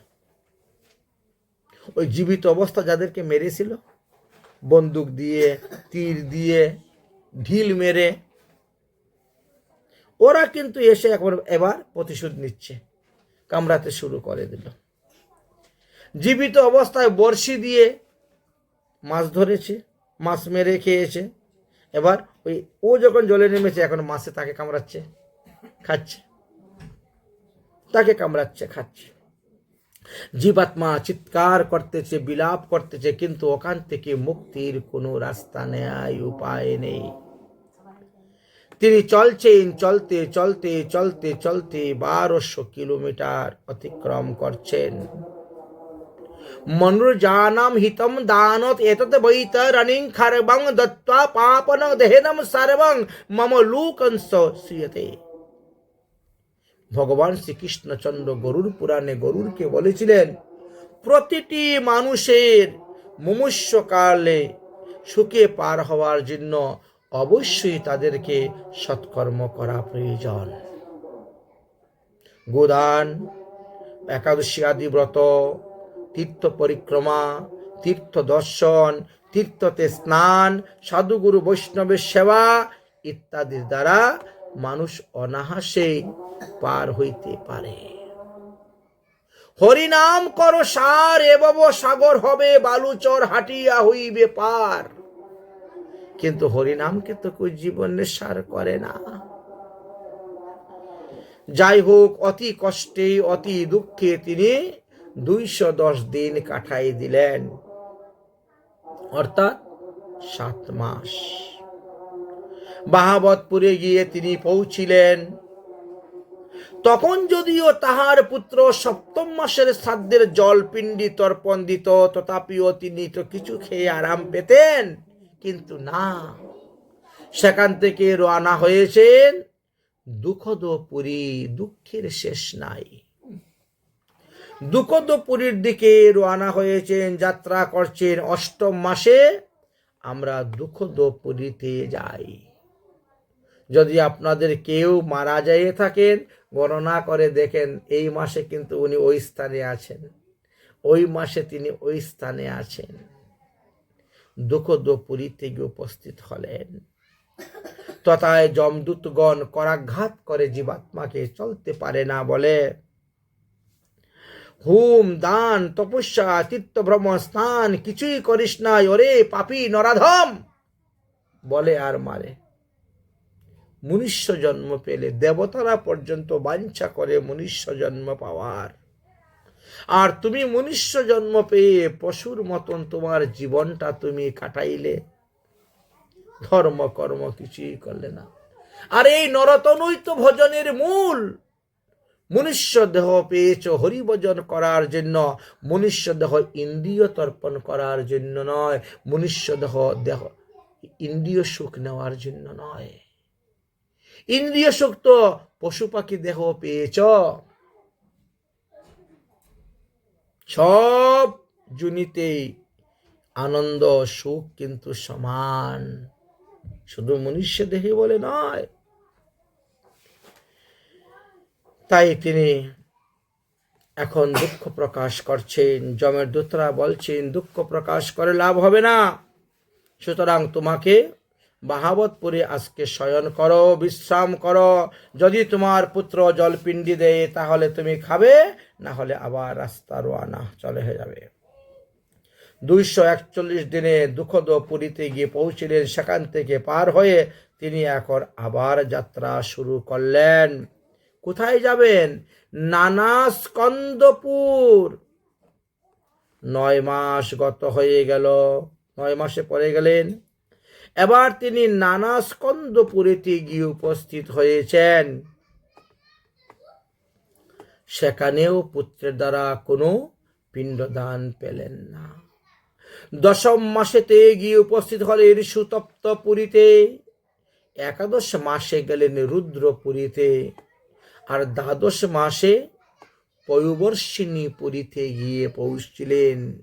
348 দিবসে সীতাড্ডপুরী যমের এরিয়াতে গিয়ে তিনি ঢুকে গেলেন, যমের সীমানাতে তিনি ঢুকে গেলেন 348 দিনে। তবে এখনো 17 দিন বাকি আছে 1 বৎসর পূর্ণ হওয়ার। ধীরে ধীরে অগ্রসর হতে শুরু হলেন এবং 364 দিবসে তিনি যমের সম্মুখে গিয়ে দাঁড়ালেন। তাই 364 দিবসেও একটি শ্রাদ্ধের বিধান আছে। 1 বৎসর পূর্ণ হওয়ার একদিন আগে শ্রাদ্ধ একটা বিধান, তাকে বলা হয় দ্বিতীয় ষান্মাসিক শ্রাদ্ধ। শ্রাদ্ধে কি হয়, আমরা বহুবিধ দ্রব্য দান করি, আর দানের দ্বারা ওনার পাপের নাশ হয়ে যায়, পাপের নাশ হয়ে যায়। আচ্ছা, তাই 1 বছর পূর্ণ হওয়ার একদিন আগেও একটা বিধান দেওয়া আছে।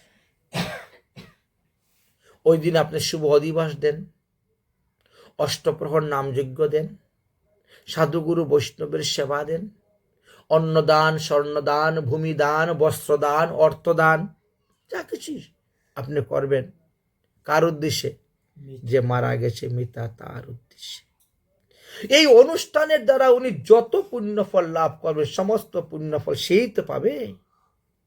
এই জন্য তো পুত্রকে বলা হয়েছে আত্মজ। আর সেই পুণ্যের প্রভাবে তখন তার পুণ্য পাপগুলা সব নাশ হয়ে গেল, পুণ্যই পুণ্য রয়ে গেল। একমাত্র ভক্তিকে আশ্রয় করে যে সমস্ত পুণ্য করা যাবে, ভক্তিকে আশ্রয় করে যে কর্ম করবেন, সেই কর্মের দ্বারা পাপের নাশ হইবে। অন্য কর্মের দ্বারা পাপের নাশ হয় না। আজকে মেয়ে বিয়ে দিলাম, 10টা পাঠা এনে বলি দিয়ে গ্রামবাসীরে খাওয়াই দিলাম, পুণ্যের কাজ করেছেন আপনি? কখনো না, কখনো না। বলে 10 গ্রামবাসী, 10 গ্রামের লোককে খাওয়াইছি পাঠার মাংস, ওরা পেট ভরে খেয়ে গেছে আর মেয়েকে আশীর্বাদ দিয়েছে। বাহ, কল্যাণমস্তু, সৌভাগ্যবতী ভব, পুত্রবতী ভব, কত আশীর্বাদ দিয়ে গেছে। হ্যাঁ, ওই যে পুণ্য, ওই পুণ্যের দ্বারা কখনো পাপের নাশ হবে না, ওই পাপ পাপই থেকে যাবে। তাই ভক্তিকে আশ্রয় করে যে কর্ম করা হবে, আপনি মহাপ্রভুর ভোগ দেন, অন্ন ব্যঞ্জন আদি দিয়ে 10 গ্রাম নিমন্ত্রণ করে খাওয়ান, আপনার লাভ হবে, মঙ্গল হবে, আপনার কল্যাণ হবে। এই জন্য একটা বিধান আছে, কিন্তু সবাই তো সেই সমস্ত বিধান মানতে চায় না। বলে আমার বাবা মাংস খেতে ভালোবাসতেন, আমি মাংসই সবাইকে খাওয়াবো। আমার বাবা ইলিশ মাছ খেতে ভালোবাসতো, আমি ইলিশ মাছ দিয়ে শ্রাদ্ধ করবো, সবাইকে খাওয়াবো। এইরকমও কিছু কুসংস্কার রয়ে গেছে আমাদের সমাজের মধ্যে। ভাগবত আদি সমস্ত গ্রন্থ আদি শাস্ত্র বলছে যে কলিযুগে শ্রাদ্ধতে কখনো মৎস্য, মাংস, আমিষ দ্রব্য ব্যবহার করা যাবে না, সম্পূর্ণভাবে বলে গিয়েছেন। কিন্তু এখন পর্যন্ত বহু স্থানে সেই কুসংস্কারই রয়ে গিয়েছে। একাদশে দ্বাদশে হি যতমাসেন অব্ধিস্ততঃ বিপ্রং বহল্যভোজেন তম তত্রৌ যতমহিতম ক্ষুধঃ। তাহলে 11 দিনে বা 12 দিনে শ্রাদ্ধ করা যায়, 1 মাসে শ্রাদ্ধ করা যায়, 45 দিনে শ্রাদ্ধ করা যায়, 6 মাসে শ্রাদ্ধ করা যায়, 1 বৎসরে একদিন পূর্ণ হওয়ার আগে শ্রাদ্ধ করা যায়, 1 বৎসরের দিনে শ্রাদ্ধ করা যায়, পিতৃপক্ষতে শ্রাদ্ধ করা যায়, মহালয়াতে শ্রাদ্ধ করা যায়। শ্রাদ্ধ মানে কি? শ্রদ্ধার সহিত ঘৃত মধু দধি যুক্ত অন্নদান। হ্যাঁ, তাকে বলা হয় শ্রাদ্ধ। এখন বলছেন মানুষ যদি জীবিত অবস্থাতে সাধন ভজন করে তার পাপের প্রায়শ্চিত্ত করে চলে যায়, তাহলে তার শ্রাদ্ধর আর প্রয়োজন হয় না, পুত্রগণের কোনো প্রয়োজন হয় না, বুঝেছেন? তাহলে তারা শ্রাদ্ধের প্রয়োজন হবে না। কিন্তু যারা করতে পারে না তাদেরকে তো শ্রাদ্ধর মাধ্যমে তাদেরকে উদ্ধার করতে হবে, বৈষ্ণব সেবার মাধ্যমেই তো তাদের মঙ্গল করতে হবে, অষ্টপ্রহর আদি নাম যজ্ঞ আদির মাধ্যমেই তো তাদের মঙ্গল হইবে, গীতা পাঠ, ভাগবত পাঠ আদির মাধ্যমেই তো তাদের মঙ্গল হবে। সংস্কৃত ব্যঞ্জনাড্ডম পয়োধোদি ঘৃতামৃতম শ্রদ্ধয়া দীয়তে তস্মাৎ শ্রদ্ধং তেন নির্গীততে। ব্রহ্মবিবর্ত পুরাণে বলছেন মৃত ব্যক্তির উদ্দেশ্যে, পিতৃগণের উদ্দেশ্যে কি বলছেন? সংস্কৃত মানে শুদ্ধ অন্ন, সিদ্ধ চাল নয়, আতপ চাল, ব্যঞ্জন, ঘৃত, দধি, দুগ্ধ, মধু ইত্যাদির দ্বারা শ্রদ্ধা সহিত যে অর্পণ করা হয় তাকে বলা হয় শ্রাদ্ধ। শ্রাদ্ধে ভগবত প্রসাদী দ্রব্য দ্বারা যদি দান করা হয় তবেই মাতা পিতার মঙ্গল। দেবদেবীর প্রসাদ দিলে হবে না, একটা হতো আমি বলতে আবার অপ্রসাদ দিলেও হইবে না। প্রেত শব্দের অর্থ হলো প্রকৃষ্ট রূপে গত। প্রেত বলতে ভূত প্রেত নয়, না কারণ যার 1 বৎসর পুণ্যই হয় না সে প্রেত হলো কোথার থেকে? তার বিচার হবে তো, 365 দিন যাবে, তারপরে তার বিচার হবে, তারপরে সে ভূত হবে না প্রেত হবে না ব্রহ্মদৈত্য হবে না রাক্ষস হবে, সেটা তো পরের কথা। তো আগে থেকে প্রেত শব্দ কোথার থেকে আসবে? প্রেত শব্দের অর্থ হলো প্রকৃষ্ট রূপে গত। যিনি মারা গিয়েছেন প্রকৃষ্ট রূপে গত হয়ে গেছে, আর ফিরে আসতে না, এই জন্য তাকে প্রেত শব্দ বলা হয়। আর এই শব্দটাকে আমাদের সমাজের কিছু মূর্খ পণ্ডিত আছে, এটা জ্ঞানী পণ্ডিত নয়, মূর্খ পণ্ডিত, তারা প্রেত শব্দের দ্বারা ভূত প্রেত মনে করে নেয়। ভূত প্রেত মাছ খায়, অতএব মাছ দেও। এটা এরকমই হয়ে গেছে। এক একটা শব্দের বহু অর্থ আছে তো। এখন যে যেই অর্থে ব্যবহার করে নিয়ে যান সেইভাবেই তার অর্থ ব্যাখ্যা হয়ে যাবে। যেমন আরেকটা রয়ে গেছে বৈষ্ণব শ্রাদ্ধ। সেটা তো পরের কথা। শ্রীমদ্ ভাগবত মহাপুরাণ, গরুড় পুরাণ, বরাহ পুরাণ তিনটা স্থানেতে বলেছেন যে সব থেকে শ্রেষ্ঠ হলো বৈষ্ণব শ্রাদ্ধ। বৈষ্ণব শ্রাদ্ধ যে মারা গিয়েছে তার উদ্দেশ্যে আপনি বৈষ্ণব শ্রাদ্ধ করুন, তাহলে সে উদ্ধার হবেই হবে হবে। যত শ্রাদ্ধ কালে হরির ভুক্ত শেষ দৈদ্যাং ভুক্তাং পিতৃদেব স্তমান্নাম ন নৈবেই পিণ্ডি দানম তুলসী মিশ্রিতম কল্পতম কুটি পিতরম মুক্তি স্নুতে। শ্রাদ্ধকালে ভগবানকে ভোগ দিয়ে ভগবানের নৈবেদ্য প্রসাদ তুলসী পাতা সহিত মিশ্রিত সেই প্রসাদ নিয়ে আপনি আপনার পিতৃপুরুষের উদ্দেশ্যে দান করবেন, তবেই তিনি মুক্তি লাভ করতে পারেন। আপনি কোটি পিতৃকুল উদ্ধার করতে পারবেন, কিন্তু দেবদেবীর প্রসাদ হলে হবে না, সম্ভব না। ভগবানের অনিবেদিত প্রসাদ হলেও হবে না, নিবেদিত আর মাছ মাংস আমিষ দ্রব্য হলেও হবে না। হবে না। একমাত্র ভগবানের নিবেদিত প্রসাদ। তুলসী কাননং শ্রাদ্ধং পিতৃনাং কুরুতে যস্ত গয়া শ্রাদ্ধে কৃতি তিন ভবিষ্যন্তি পুরাণাম। আপনি তো সবসময় গয়াতে গিয়ে শ্রাদ্ধ করা সম্ভব নয় আপনার দ্বারা। আপনার বাড়িতে শ্রাদ্ধ করলে গয়া শ্রাদ্ধের ফল পাবেন যদি শ্রাদ্ধকালে 4 কোণায় 4টি তুলসী গাছ রোপণ করেন। শ্রাদ্ধের একটা মণ্ডপ হয় না, মণ্ডপ হয় 6 হাত বাই 6 হাত, 8 হাত বাই 8 হাত, যাই হোক করুন না কেন, তার 4 কোণাতে 4টি তুলসী গাছ টপ লাগবেন। 4 কোণায় 4 জন সদাচারী প্রসাদ বুঝির লোক বসবে, বসে 1 কোণায় গীতা পাঠ, গীতা পাঠ, 1 কোণায় ভাগবত পাঠ, 1 কোণায় চৈতন্য বিষ্ণু সহস্র নাম পাঠ, আর 1 কোণায় হরিদাস নির্জান, চৈতন্য চরিতামৃত। আমার আর মধ্যখানে হবে শ্রাদ্ধ ক্রিয়াকার্য। মা আমি তো দুইটাও হলাম। শ্রাদ্ধ ক্রিয়াকার্য মধ্যখানে চলবে হবে। স্বয়ং সাক্ষাৎ ভগবান বিষ্ণু শালগ্রাম শিলা আনা হবে, সেখানে বসা হবে। যিনি শ্রাদ্ধ করবেন, যিনি করাবেন, যে তাকেও সদাচারী প্রসাদ বুঝি বৈষ্ণব হওয়া চাই। প্রসাদ বুঝি হতে হবে। অবৈষ্ণব ব্রাহ্মণকে দিয়ে মাতা পিতার শ্রাদ্ধ করার নিষেধ আছে। তাদেরকে যেটা দান করা হয় সেটা বলছেন রাক্ষস দ্বারা গৃহীত হচ্ছে। গৃহীত হয়। এমন এমন তত্ত্বকথা তুলে ধরেছেন যা শুনলে পরে ব্রাহ্মণরা ডান্ডা নিয়ে আসবে মারার জন্য। আরে সর্বনাশ। কিন্তু শাস্ত্র কথা তো ডান্ডা মেরে সরাতে পারবেন না,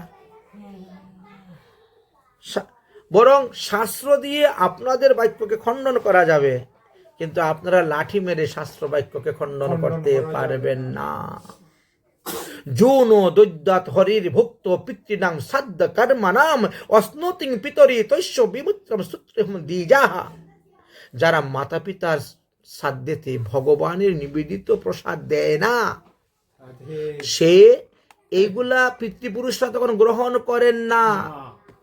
আপনি মনে করতে পারেন যে জীবিত অবস্থায় তো আমি মাছ রান্না করে দিয়েছি, আমার বাবা মাছ খেয়েছে, আমার মা মাছ খেয়েছে, আমার ঠাকুরদা দিদিমা মাছ খেয়েছে, এখন খাবে না কেন? না, ও এক দেহ আর ও আরেক দেহ, আরেক দেহ। দুটা। কারণ তখন তিনি পাপের আর জমের দূতের মায়ের খেয়ে সোজা হয়ে গেছেন। এবার বুঝতে পেরেছেন, বলে আর ওই উল্টা পাল্টা খেলে চলবে না। খাবে না। তখন তো বুঝেন নাই, খেয়েছেন, কিন্তু তখন তো উনি বুঝেন, সমস্ত জ্ঞান তিনি লাভ করে নিয়েছেন। এরা দেখে না কেন? চৈতন্য চরিতামৃতের আদিলীলা খুলে দেখে 17 পরিচ্ছেদের 164 নম্বর পয়ারের ওখানে লেখা আছে, অশ্বমেধ গবালম্ব সন্ন্যাসং ফলপত্তকম দেবরণ সুতুৎপত্তি কলৌ পঞ্চ বিবর্জিতা। এই কলিযুগে শ্রাদ্ধতে কোনো আমিষ ব্যবহার করা যাবেই না, কিন্তু তা সত্ত্বেও মানুষ করে যাচ্ছে। আরে তোমরা কি মঙ্গলের জন্য করতেছো না অমঙ্গলের জন্য করতেছো? বাপদাদাকে উদ্ধার করার জন্য করতেছো না নরকে ডুবানোর জন্য করতেছো? নরকে ডুবানির জন্য তোমরা কি মান যশ প্রতিষ্ঠার জন্য করতেছো না ধর্মের জন্য করতেছো? দেবযজ্ঞ পিতৃযজ্ঞ তথা মঙ্গল কর্মাণি তত্তিব্য নরকং বাসম যো কুর্যাৎ জীব ঘাতি না। বাপদাদার শ্রাদ্ধই হোক, আর ছেলে মেয়ের বিয়ে হোক, আর কোনো দেবদেবীর পূজাই হোক, কোনোটাতেই জীব হিংসা করা যাবে না, প্রাণী হত্যা করা যাবে না, প্রাণীবধ করা যাবে না। এটার পাপ হয়। এই পাপের ভাগীটা কে হইবে? নিজের প্যাকেটের পয়সা দিয়ে কেন আপনি পাপ খরচ করতে যাচ্ছেন? কিন্তু মানুষ তাহা বুঝে না, সমাজ বুঝে নেই। সমাজের এই জন্য তো যারা মুরব্বী হবে, মুরল হবে, সমাজকে চালাবে, তাদেরকে শাস্ত্র পড়তে হবে, ধর্ম পড়তে হবে, ধর্ম মানতে হবে। এই কথা বলেছেন। একাদশং যদা রামং শ্রাদ্ধং নির্মিতিকং ভবেৎ তদ দিরেতু পরিত্যজ্যম শ্রাদ্ধম দ্বাদশাম আচরয়েৎ। বৈশিষ্ট্য মুনি বলেছিলেন ভগবান রামচন্দ্রকে, হে রাম, একাদশী দিবসে কখনো নিত্য নৈমিত্তিক শ্রাদ্ধ করা যাবে না, শ্রাদ্ধই করা যাবে না। আবার কেউ কেউ বলে ফল দিয়ে করে দাও, সাবু দিয়ে করে দাও, করাই যাবে না, করাই নিষেধ। এখনো পর্যন্ত আমার চলে একাদশীতে নিত্য এবং নৈমিত্তিক উভয় প্রকার শ্রাদ্ধই করা নিষিদ্ধ। ওই দিন পরিত্যাগ করিয়া তার পরের দিন শ্রাদ্ধ করবেন। একাদশ্যান্ত প্রায় আস্তাং মাতা পিতা মিত্র হি অন্যি দ্বাদশ্যান্ত শ্রদ্ধায়া আবতে ন উপবাসং দিনে কশ্চিৎ।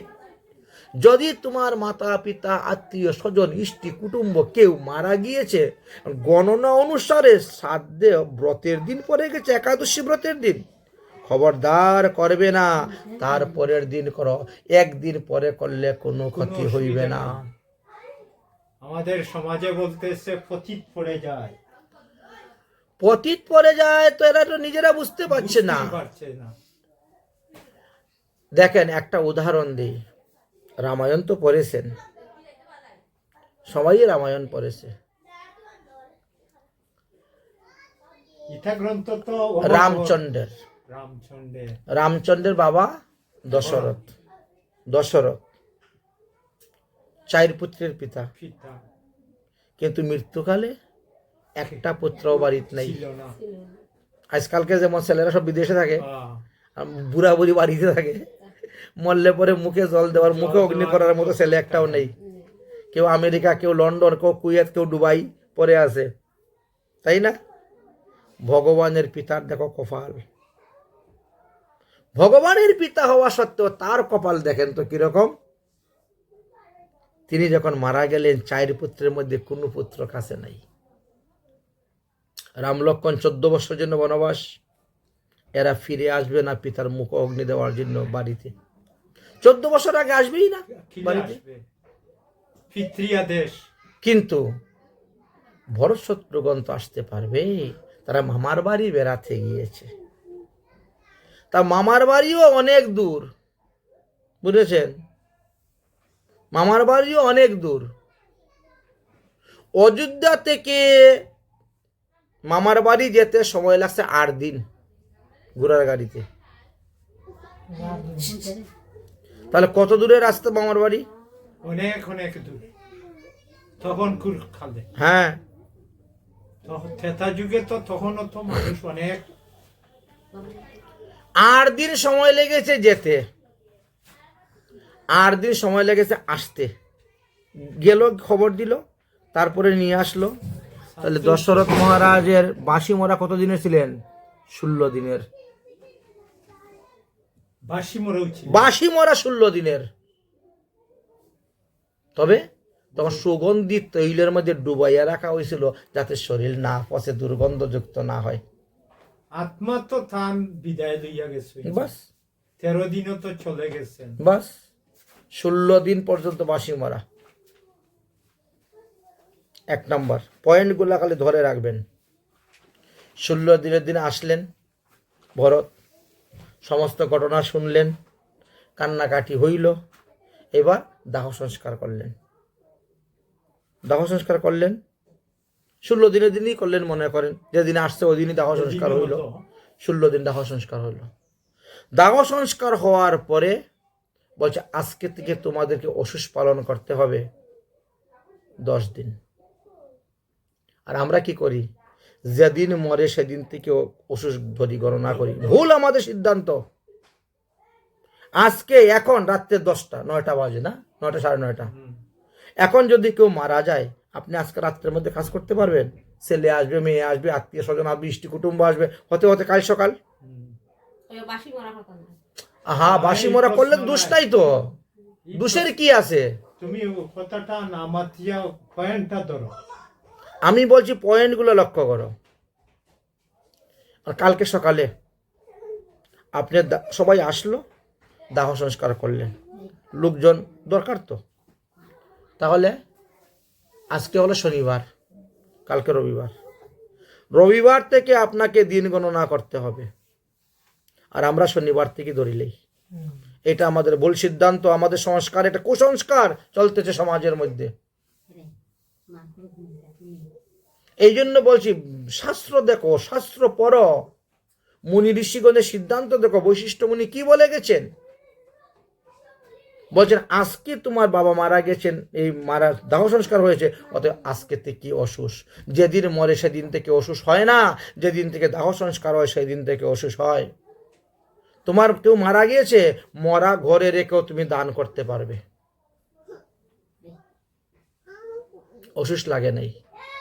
সন্তান জন্ম নিলেই অসুষ নয় যতক্ষণ পর্যন্ত নারী ছেদন না করা হয়। বুঝতে পেরেছেন? শাস্ত্রে লেখা আছে যখন নারী ছেদন করে দিবেন আপনার, তখন থেকে আপনার অসুষ আরম্ভ হয়েছে।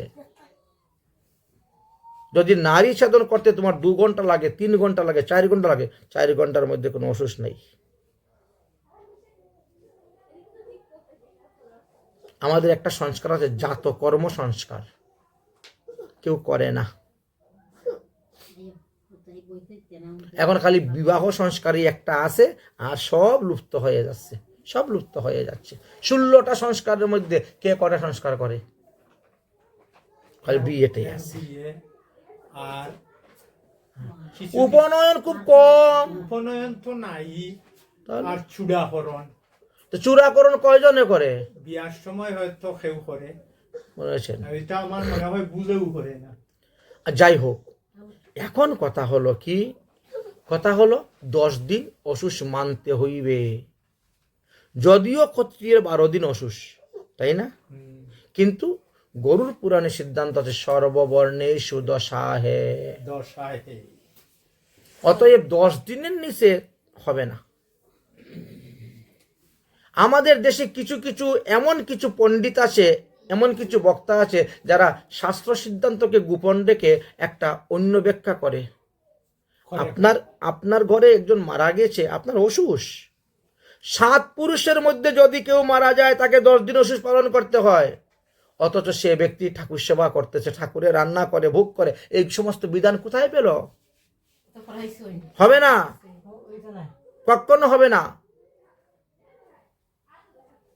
তোমার শরীর খারাপ হয়েছে, তোমাকে 4 দিন মানতেই হবে।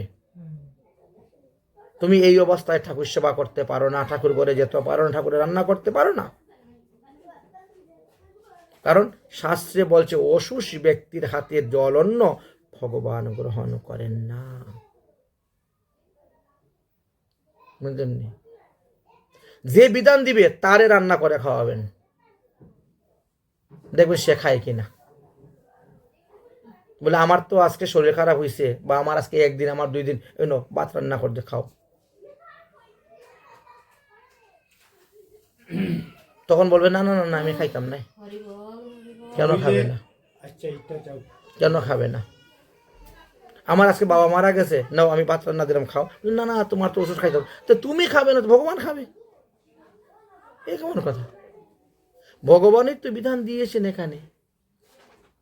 এইবার 10 দিন অশেষ মানা হইল। কত হইল? 26 দিন, তাই না? 16 আর 10 26। দশরথ মহারাজের শ্রাদ্ধ এখনো হয় নাই। 26 দিনে শ্রাদ্ধ পতিত হয়ে গেছে, তাই না? আমাদের সমাজের যে মূর্খ পণ্ডিতগুলো আছে, এরা বলে শেষ পতিত, মানে এর আর গতি নেই, একদম নরকে। দশরথ মহারাজ নরকে গিয়েছিলেন কোন পুরাণে আছে, কোন শাস্ত্রে আছে? আমারে দেখো। 27 দিনের দিন শ্রাদ্ধ করা হবে, তখনই পড়ে গেছে একাদশী ব্রত। 27 দিনের দিন একাদশী ব্রত পড়ে গেছে। একাদশী ব্রত শ্রাদ্ধ করা যাবে না। একাদশীং যদা নিত্যং শ্রাদ্ধং নৈমিতিকং ভবেৎ উপবাস্য তথা কুর্যা দ্বাদশং শ্রাদ্ধম আচরেৎ। হবে না ভরত, হবে না। আজকে শ্রাদ্ধ করা যাবে না, আজকে তোমার একাদশী ব্রত পড়ে গেছে, অর্থাৎ আগামী দিনে করবে শ্রাদ্ধ। তাহলে কত হলো? 28 দিন। 28 দিনের দিন শ্রাদ্ধ হয়েছিল দশরথ মহারাজের।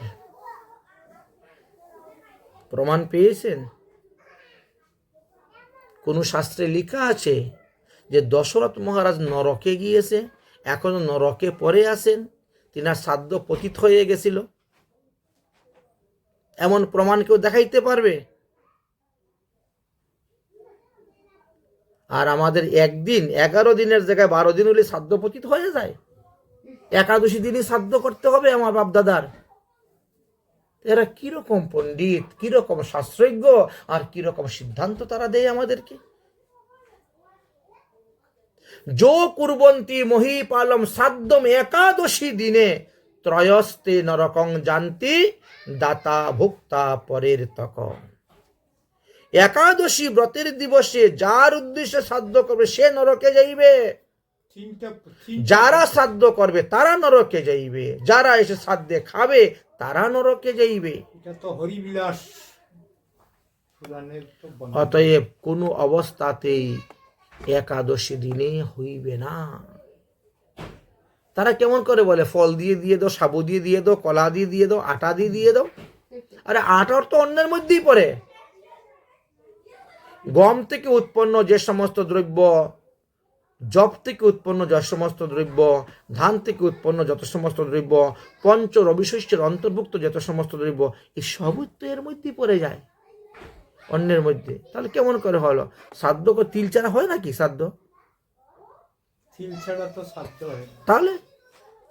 তাহলে সেই জায়গাতে কেমন করে হয়ে যাবে?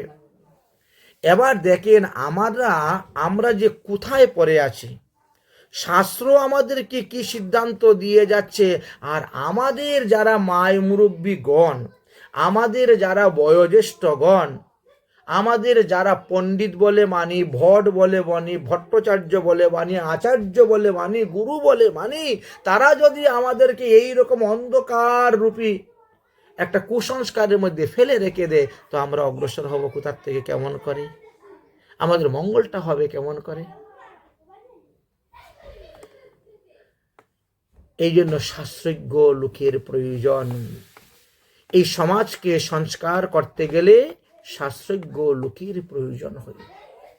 আচ্ছা, এখানেই কথা শেষ নয়, বড় সুন্দর কথা। এবার যম মহারাজ চিত্রগুপ্তকে বললেন, চিত্রগুপ্ত খাতাটা খুলো তো। চিত্রগুপ্ত খাতাটা খুলো।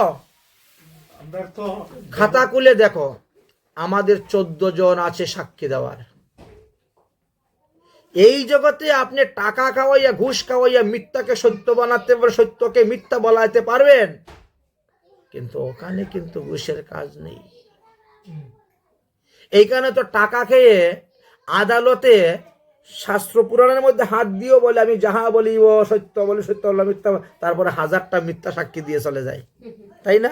কিন্তু ওখানে কিন্তু চলবে না, ওখানে কিন্তু চলবে না। সত্যি সত্যি সমস্ত সাক্ষী দিবে, সব কিছু বেরোবে।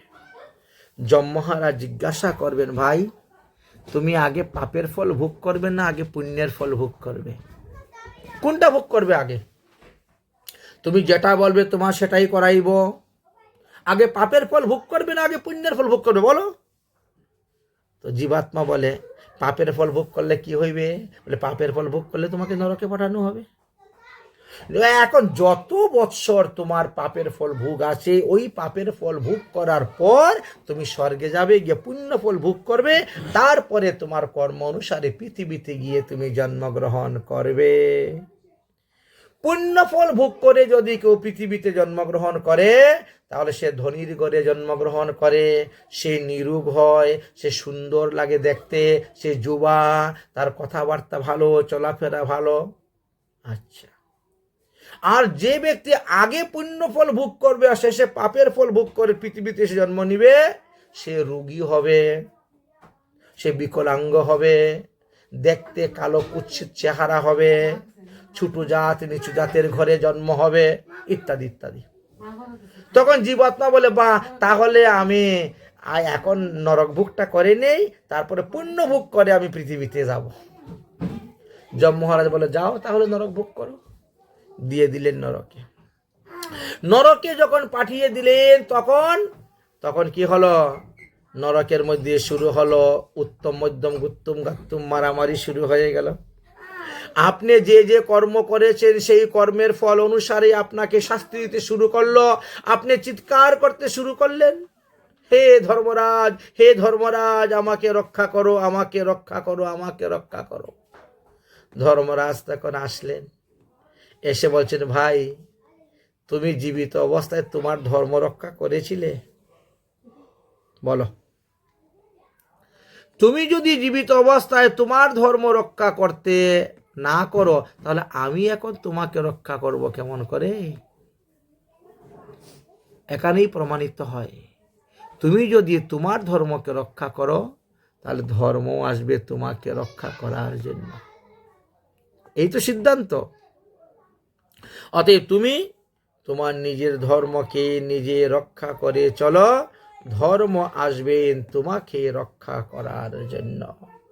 ঠিক আছে, আমি না হলে ভুলই করলাম, আমি তো ধর্ম রক্ষা করি নাই বলে আজকে আমাকে এত মার পিট, এত শাস্তি দেওয়া হচ্ছে। তবে কি দিনটাই 24 ঘন্টাই আমাকে মারবে? একদিনের জন্য কি ছুটি নাই? আপনি একজন রাজা, আপনি যমরাজ, তো আপনার রাজ্যে কি ছুটি নাই? হ্যাঁ আছে, থাকবে না কেন? আমার রাজ্যেও ছুটি আছে। বাংলাদেশে যখন প্রত্যেক শুক্রবার ছুটি, ভারতবর্ষে প্রত্যেক রবিবার ছুটি, যম মহারাজের ছুটি হলো প্রত্যেক অমাবস্যা।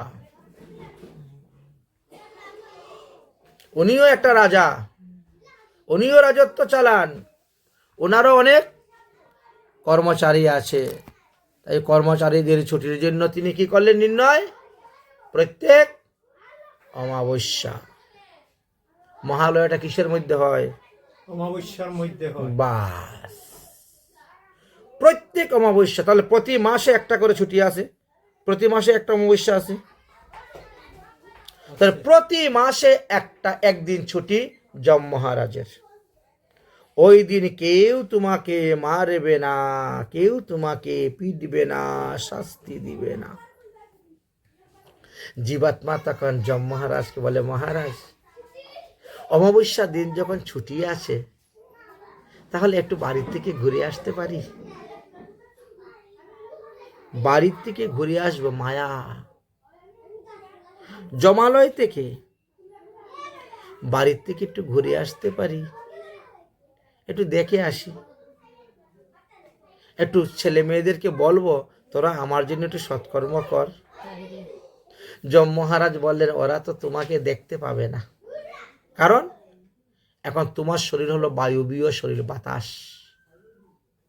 বায়বীয় শরীর। এই জন্য তোমার শরীর তারা কেউ দেখতে পাবে না, তুমি সবাইকে দেখতে পাবে।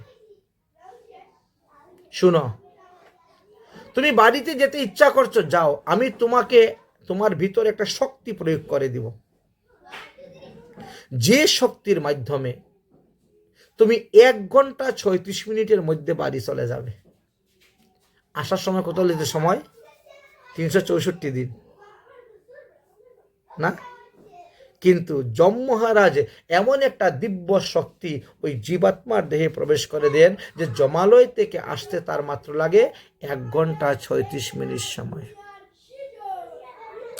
1 ঘন্টা 36 মিনিট সময়কে বলা হয় 4 দণ্ড।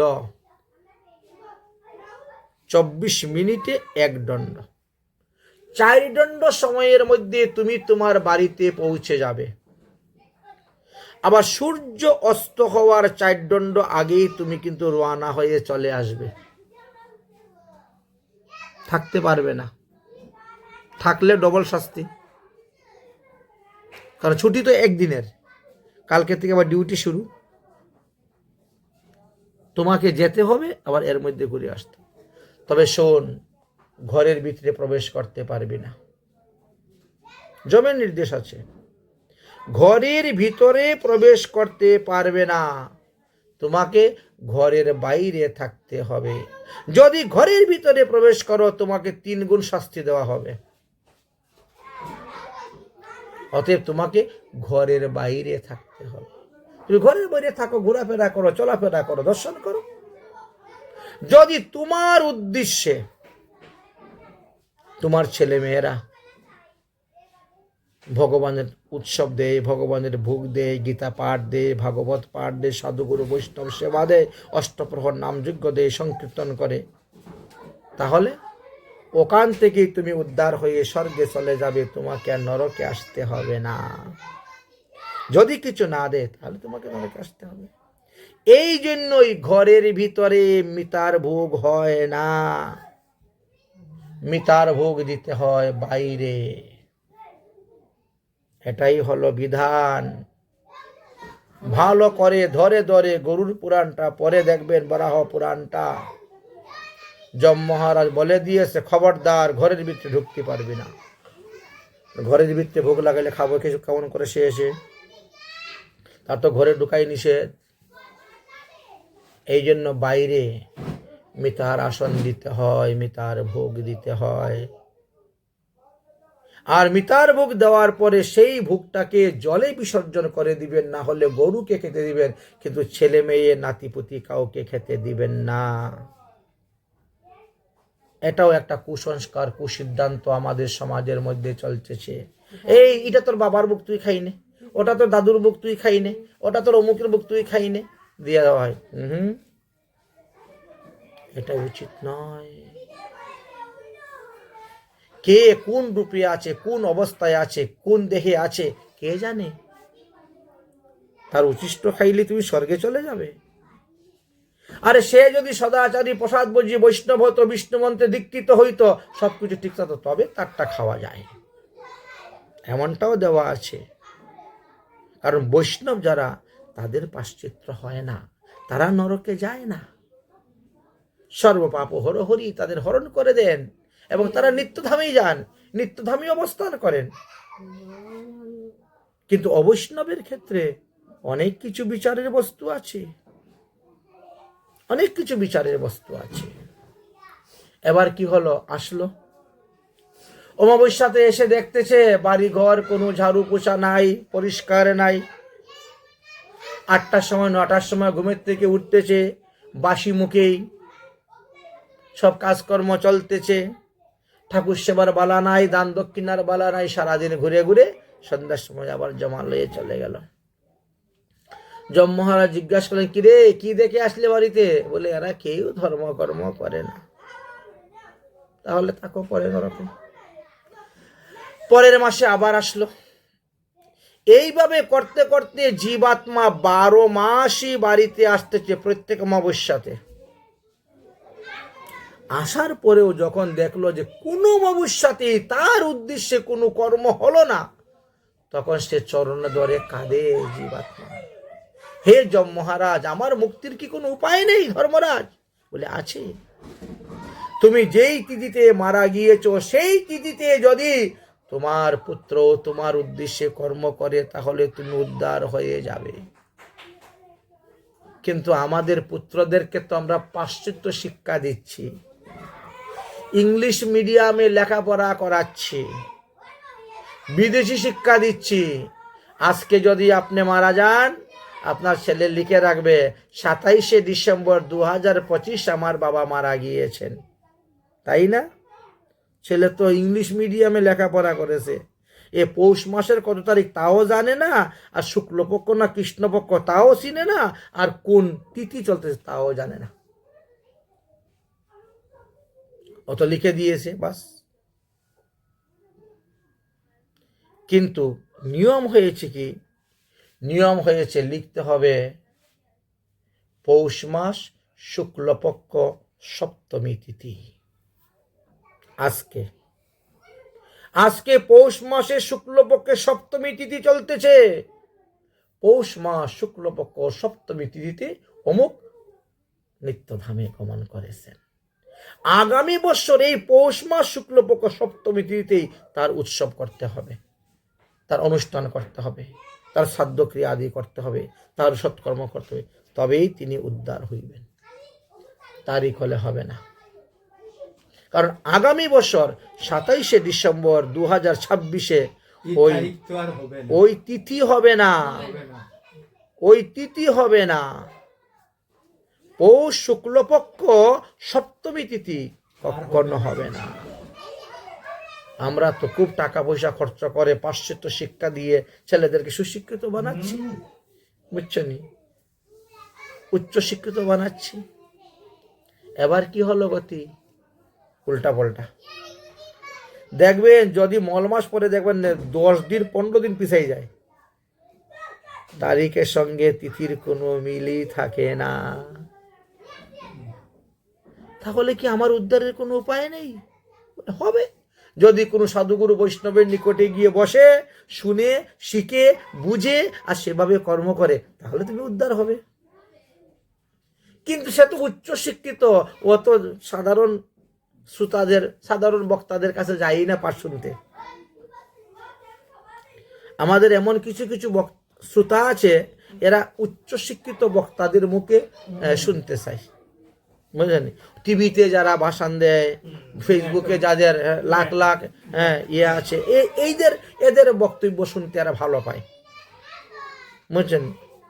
সাধারণ লোকের কথা শুনতে তারা যায় না, নিজেদের প্র্যাকটিসের লস, ঠিক না? আরে আমি একজন প্রফেসর, আমি একজন প্রিন্সিপাল, আরে ওই সাধুর মুখের কি কথা শুনতে যাব? ওখানে বসে নিজেদের আত্মসম্মান, আত্মগরিমার, কেউ আবার ধনের অহংকার, কেউ রূপের অহংকার, কেউ যৌবনের অহংকার, কেউ বিদ্যার অহংকার, আর কেউ বা কুলের অহংকার। কুল, আমি ব্রাহ্মণ, আমি ভট্টাচার্য, ওনার কথা কি শুনতে যাব? আমরাই তো সবার গুরু, আমরা আবার কার কথা শুনবো? এইরকম অহংকারে কারে শুনতে যায় না, বলতে যায়। এখন জীবাত্মা চরণে ধরে কান্না করতে শুরু করছে, আজ আমার এতটা বছর চলে গেল, আমার কি উদ্ধারের কোনো উপায় নেই? বলে, আছে, আছে। কখন উদ্ধার হবো? বলে, যদি তোমার বংশে কোনো বৈষ্ণব সন্তান জন্ম নেয়, তোমার বংশে যদি কেউ বৈষ্ণব হয়, তখন গিয়ে তোমার উদ্ধার, এর আগে আর উদ্ধার নাই। ততদিন নরকে পড়ে থাকো, বুঝলেন? তো আমার পূর্বপুরুষগণ ততদিনই নরকে পড়ে থাকবে যতদিন পর্যন্ত আমার বংশে কোনো সন্তান বৈষ্ণব না হইবে। বুঝেছেন? আমরা তো সেটা বুঝতে যাই না, বোঝার চেষ্টাও করি না। আসলে শাস্ত্রে বলছে কিভাবে সংসার করতে, আর আমরা যে কিভাবে সংসার করে যাচ্ছি বলাবো। শাস্ত্রে কি বলছে? কৃষ্ণের সংসার করো সবে ছাড়ি অনাচার। আর আমরা অনাচার যুক্ত সংসার করতেছি, এই তো। কৃষ্ণের সংসার করো সবে ছাড়ি অনাচার, সেটা অনাচার সারিয়া তাহলে আমরা তো উদ্ধার করতে পারবো না, আর আমরা চেষ্টাও করি না যে আমাদের বংশে কেউ বৈষ্ণব হোক। বৈষ্ণব হলে তো তার দ্বারাও তো আমাদের বংশের পূর্বপুরুষ কোনো উদ্ধার হইবে, এটা তো আমাদের চেষ্টা নেই। তাহলে সেই ব্যক্তির কি হবে? হাজার হাজার বৎসর তারা নরকেই পড়ে থাকিবেন, তাদের উদ্ধারের আর কোনো উপায় নেই, গতি নেই। এই জন্য এখানে বলে গিয়েছেন যে শুধু অনেকে বলে যে গয়াতে শ্রাদ্ধ দিয়ে পিণ্ডিদান করে আসছে, আর কিছু লাগবে না। আর লাগবে না। আপনি গয়াতে পিণ্ডিদানের বিধান জানেন? কে কে গয়াতে গিয়ে পিণ্ডিদান, আপনি করেছেন গয়াতে গিয়ে পিণ্ডিদান? হ্যাঁ, না, না। করেন নাই? কেউ করেছে আপনাদের বাড়ির মধ্যে? মধ্যে আপনি করেছেন, আপনি গিয়েছিলেন? আমি করছি না, মানে এই বাড়িতে গিয়ে করা হইছে। কে গিয়েছিল করতে? গেছিলাম আমার পুরা শ্বশুর গিয়ে করা পরে কি আচ্ছা, কোন বিধানে গিয়ে করেছেন? দেখো জান পারি না, তবে তাই না ইয়া হইছে যে গয়াতে দিয়ালে আর কেন বাসর গয়া শ্রাদ্ধ করতে গেলে গয়াতে 7 দিন থাকতে হবে। 7 দিন 7 জায়গায় পিণ্ডিদান করতে হয়, 7 দিন 7 জায়গায় তর্পণ করতে হয়। গয়া শ্রাদ্ধে যাওয়ার আগে 3 দিন হবিষান্ন গ্রহণ করে ব্রহ্মচর্য পালন করে বাড়িতে থাকতে হয়। গয়া শ্রাদ্ধে যেদিন আপনি রওনা হবেন, গাড়ি ধরবেন, ট্রেন ধরবেন, ওই দিন সকালে আপনার গ্রাম পরিক্রমা করতে হয় হরিনাম সংকীর্তন করে, তারপরে তার অস্থি আদি তুলে তারপরে নিয়ে যেতে হয়। গয়া এমনি গিয়ে খালি ওই বিষ্ণু পাদবদ্ধে পিণ্ডি দিলেই হয়ে গেল?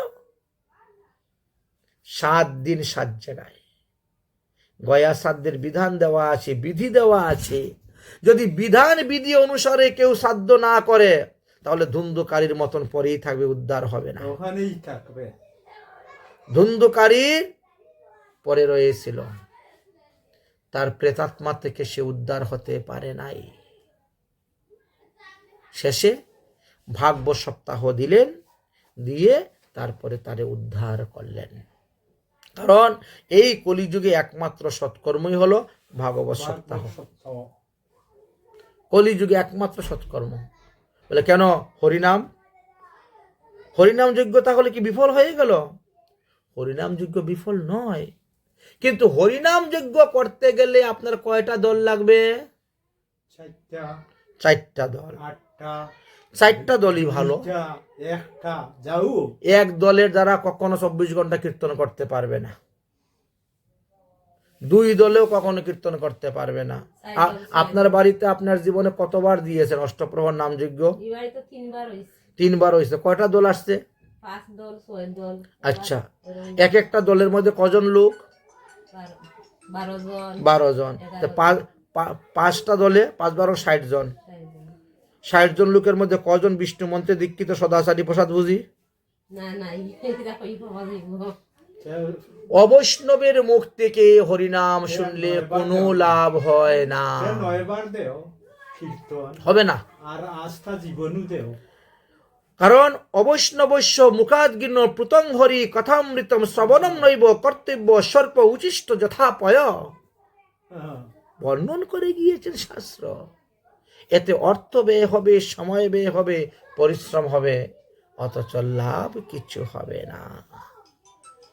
আপনারা কখন দেন? আপনাদের উৎসবটা কখন দেন? এটা তো বিনাল থেকে আই দিছলা আর একবার একাদশীতে তো দেন নাই কখনো, এবার দিয়ে দেখবেন। বলে দশমী দিন অধিবাস, একাদশী দিন কীর্তন, তখন বুঝবেন ঠেলাটা। কীর্তনিয়া বলবে আমার ভাত রান্দা দেও। একাদশী দিনে ভাত খাইয়া কীর্তন করে তোমার 14 গোষ্ঠী উদ্ধার করবে, সেই দিন দেখবেন কীর্তনীদের রূপ। একবার দেখবেন, একবার জীবনে। বলে দশমী দিন অধিবাস, একাদশী দিনে কীর্তন, দ্বাদশী দিন দধির ভাণ্ড ভাঙ্গা মহোৎসব। একাদশী দিনে কোনো কিছু দান করা হবে না, খিচুড়ি দান বন্ধ, অন্নদান বন্ধ। দেখবেন আপনার বাড়িতে কয়জন লোক আসে কীর্তন শুনতে, আর কীর্তনীরা কজন দেখা থাকে, সেদিনই রূপটা ধরা পড়ে যাবে। তো যারা একাদশী ব্রত করবে না, একাদশী দিনে অন্ন গ্রহণ করবে, যারা বিষ্ণু মন্ত্রে দীক্ষা গ্রহণ নেই, তারা তোমার বাপ দাদাকে কীর্তন করে উদ্ধার করে দিবে। এটা ভাবতে পারলেন কেমন করে? কিন্তু ভাগবত সপ্তাহ করতে গেলে মাত্র 2 জন লোক লাগে, সদাচারী প্রসাদ বুঝি। 2 জন তো আপনার গ্রামে, এমন কোন গ্রাম আছে যে 2 জন লোক নাই প্রসাদ বুঝি? মাত্র 2 জন লোক লাগে। একজনে সকালে 6 ঘন্টা মূল পাঠ করবে সংস্কৃতে, আর একজনে বিকালে 6 ঘন্টা ব্যাখ্যা করবে বাংলা। আপনার 7 দিনে 18,000 শ্লোক ভাগবত পাঠ হয়ে গেল। যার নামে সংকল্প নিয়ে কাজ করলেন, উদ্ধার হয়ে গেল। অথচ নামযজ্ঞ করতে গেলে আপনার 1 লক্ষ টাকা খরচ হচ্ছে, 4-5টা দল, তারপরে প্যান্ডেল বানানো, মাইক ভাড়া খরচ, এটা সেটা, লোকজন আত্মীয় স্বজন গ্রাম বসে খাওয়ানি, লাখ টাকা খরচ হচ্ছে। অথচ লাখ টাকা খরচ করে লাখ টাকার ফল আপনি পাচ্ছেন না। কিন্তু আপনি যদি ভাগবত সপ্তাহ দেন, তাহলে সেই পয়সার ফলটা আপনি পেয়ে যাচ্ছেন। এই জিনিসটাই লোকে বুঝে কম। এই জন্য এই সমস্ত এলাকায় ভাগবত সপ্তাহ বড় কম দেখা যায়। নামযজ্ঞের প্রচলন বেশি আছে, কিন্তু ভাগবত সপ্তাহের যজ্ঞ।